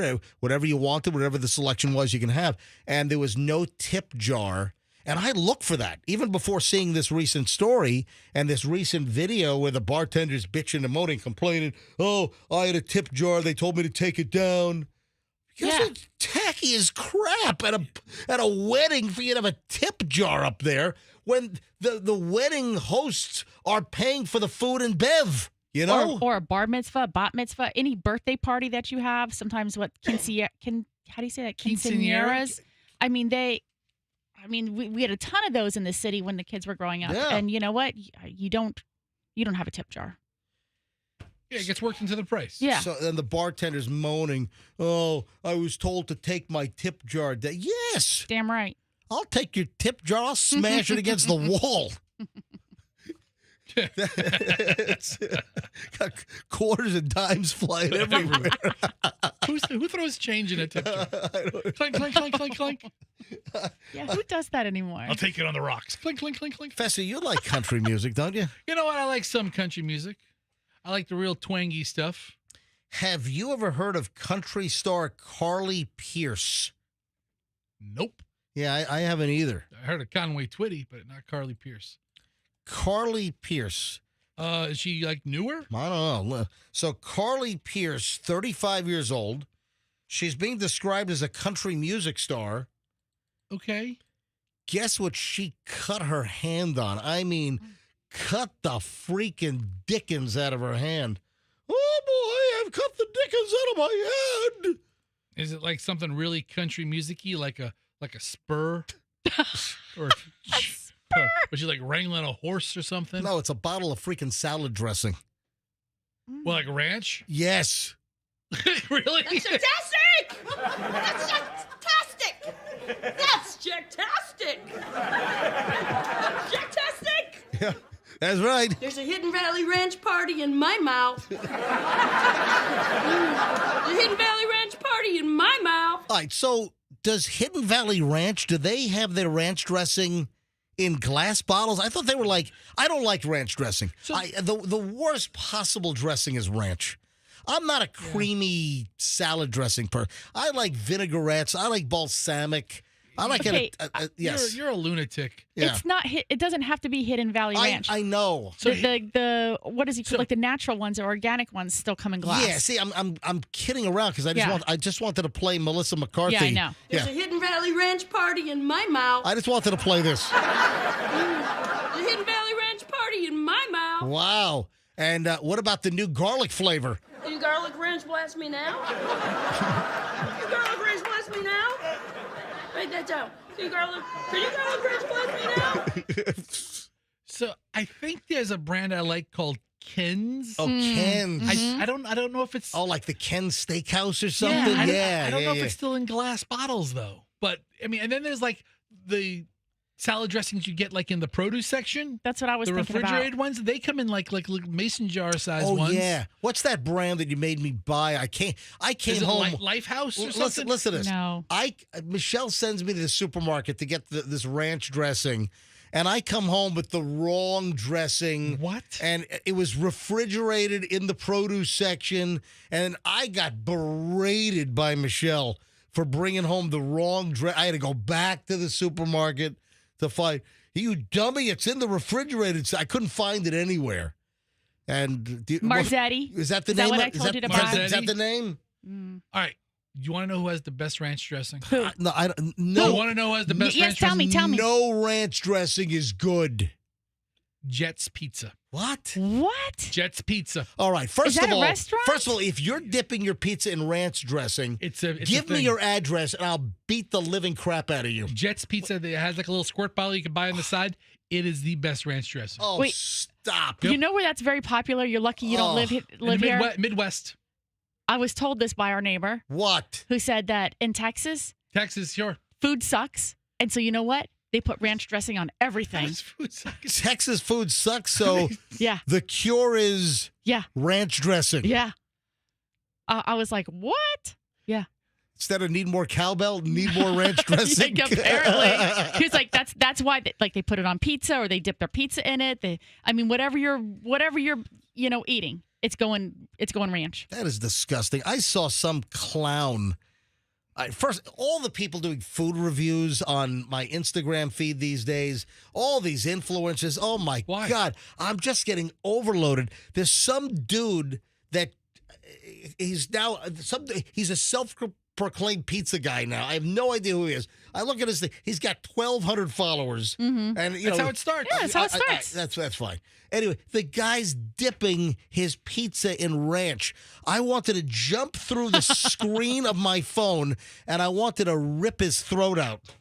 I don't see why you don't do a duet with his fake and then use his content. Do not put ranch dressing on your pizza. Jet's Pizza. If you see one, you got to pull over. Get their squirter of ranch. It's like $4. It's called a ranch squirter? Well, it has like they sell salad dressing in like Sounds pornographic. No, they make it fresh and it has like in that little plastic squirter. All right. So you buy a bottle of ranch, but Anyway, it's like in a squirter. back to Carly Pierce. Did you find one of her songs? No, I'm trying to find Jet's Pizzas around town. And Anyway. one in Carrollwood. Yeah, she seems lovely. She looks lovely. Yeah. She's 35 years old. Looks like she's been singing hillbilly music for a while. She was doing a concert in Holmdel, New Jersey, and she shredded her thumb open on a glass bottle. I guess she was trying to twist the top off, and the whole glass neck of the ranch dressing snapped off like a toy, and it cut her whole hand open.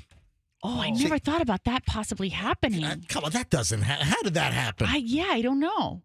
I mean, how does that happen? Really? Glass bottles break. You give it the pressure the wrong way. Ooh. That's awful. Oh, that makes my thumb hurt. Oh, yeah. When she opened the bottle, it snapped off hard and a piece of glass cut her thumb. She's bleeding all over the ranch dressing. Stop. Starting to look like Thousand Island. Apparently, she's won a Grammy. Really? You're making me queasy. Yeah. Hold on, she's won a Grammy? The Grammy winner detailed her. She has a heart condition, too, according to this article. Oh, wow. So, anyway, I still don't know anything about her. I'll tell you what. Once again, I'm proving I know absolutely nothing about country music. I mean, nothing. Zero. So Southwest Airlines is getting all kinds of crap. Southwest, they changed the open seating policy. That changes. Has that started yet? January, I think. Okay. I think right now, if you buy tickets starting, it's like end of January, I think. So no more A, B, C groups. You'll have that for the rest of the year. They started with baggage. A couple months ago, it was baggage. Yeah, so that's the biggie also, is that bags used to fly free. So Southwest, just thought 6 months ago, bags fly free, Southwest. They were doing commercials like, why do the other airlines hate bags? Why are they charging for bags? And now Southwest, pulled the emergency brake on a skid pad, and they just, they just, the whole other direction. And now they're trying to gaslight us. And it's I saw, what is the Southwest commercial that I saw, Michelle? They're running some commercial now. Oh, Southwest about, hey, now you can pick your seats on Southwest. Yeah. And everybody's super excited. And then one guy's like, why did anybody else think of this? People like Southwest the way it was. And, do they really, though? Yeah, I think for the most part, I think people would rather Southwest have stayed exactly the way it used to be. And also keep in mind that now they're becoming more obnoxious and sticklers on the carry-on bags. And they're starting to force people to check some of the carry-ons, which was never an issue in the past. So, what Southwest had going for it was the free bags. That was it. But that was it. And kind of no frills. All right, hold on. Yeah. Stop right there. When Southwest really started going downhill, is Southwest used to be cheaper than all of the other airlines. Yes. That's when it first started, 10 years ago.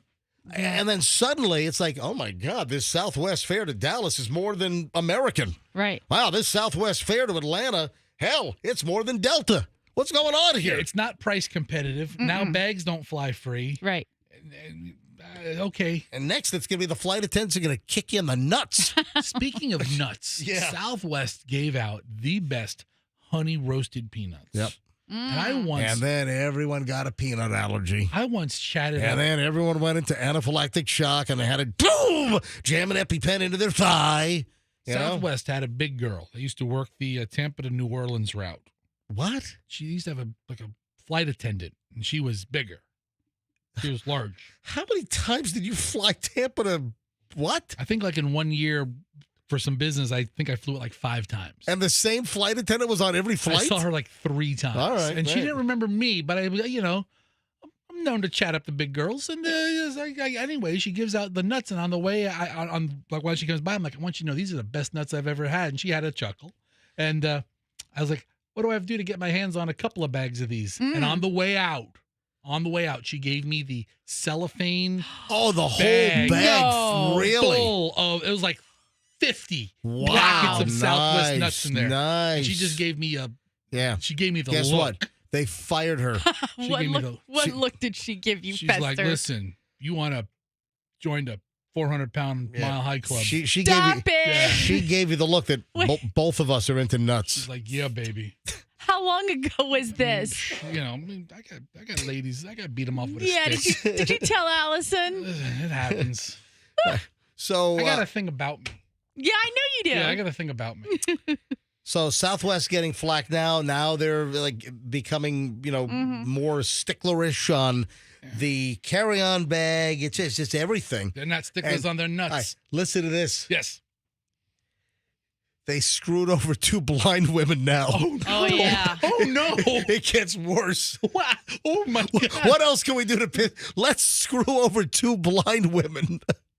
What they put them on the wrong plane? Well, Southwest Airlines has now apologized to 2 blind women who were left behind at their gate while waiting for their flight to Orlando. And then they only offered them a $100 voucher for the inconvenience. Come on. Yeah. Friends Camille Tate and Sherry Brunn planning to fly home from New Orleans on July 14th, but their flight was delayed by 5 hours. And they were stranded in the airport after the airline rebooked all the other passengers on another flight, which was earlier. When they eventually boarded the plane at the original gate, they were the only 2 passengers on board. Nobody told us anything. They're sitting on nobody came to get us. Time passed. The women had no idea there was an earlier option. Nobody told them they were unable to read any signage around the gate change. Oh, no. And then Bruns said that she and Tate were told, you're the only two people on this flight because they forgot about you. So they flew him there? Yeah. The airplane took off and our boarding pass had not even been swiped. What? They told their story to the media to highlight some struggles faced by travelers with disabilities. And then Southwest gave them each a $100 travel certificate. I mean, isn't it a little bit on them to be their own advocate? You know? I don't know. I don't want to piss off blind people. They did get to the airport. Yeah. I think the gate agents knew. I mean, why didn't they knew they were blind and they might need assistance getting on the aircraft? Right. And then how do you not service them? I don't get it. I mean, they're so worried about the people who need the wheelchairs. Aren't they worried about the blind people too? Nope. That's their new slogan. Fend for yourself. They were the Southwest Airlines. They were the only two people on the flight. Have you? I don't know. That sounds weird. I told the story. I was once on Tampa to West Palm when Southwest used to do Tampa to West Palm. This is like 20 years ago, maybe somewhere. And I was once one of two people on the flight. Two people, two passengers, Tampa to West Palm. And they still take off. And then during COVID, Michelle, we were on some flights with like 4 people.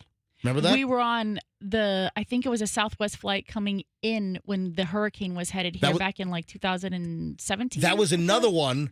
And I think we were like the only two. There might have been one other person, but it was literally us. Yeah. And they were like, we're flying you guys in. Yeah. And then we're getting out. Yeah. So this was 2017 hurricane. Yeah. Was it Irma? Yeah, we were up in New York Yeah. and we had to rush down to get things ready, down here in Tampa. And Southwest had flown a whole plane loaded, every seat taken from Tampa back to LaGuardia. And then the plane was going LaGuardia back to Tampa. And we were like 3 people on the flight, 4. It was like almost nobody on the flight because nobody was flying into the hurricane. That was the last flight that was allowed to land. Yep. And we had to rent a car because we didn't have a car here. That's right. And That's right. I forget who we were renting from. They held the operation open for us. Yeah. And gave us the last SUV. Yep. I remember we that. were like in panic mode. We were like, Yeah. please, please, please, please. I think it was Hertz. Was it not Hertz back It then? wasn't. We used Alamo. Oh, it was Alamo. Really? I'm pretty sure. Wow, that was like 2017. Mm-hmm. Wow. All right, folks. Is there anything else that Michelle or Fester needs to bring to the table before we get out of here? If any big girls have a hookup on Southwest Airline honey roasted peanuts, stop it. Call your boy. All right, Michelle, anything I neglected? I don't think so. All right, I guess we'll call it a day. I've been very happy with today's MJ Morning Show broadcast.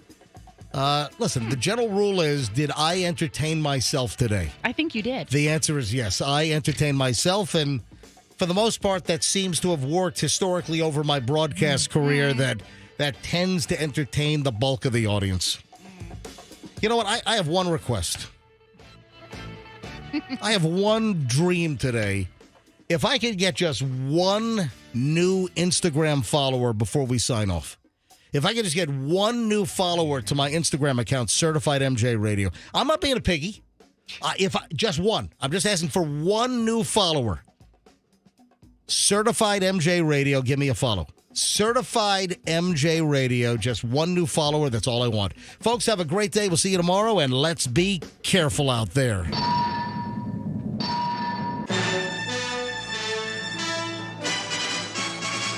The Q105 app is your connection to all the big contests. Powered by Anajar and Levine, accident attorneys.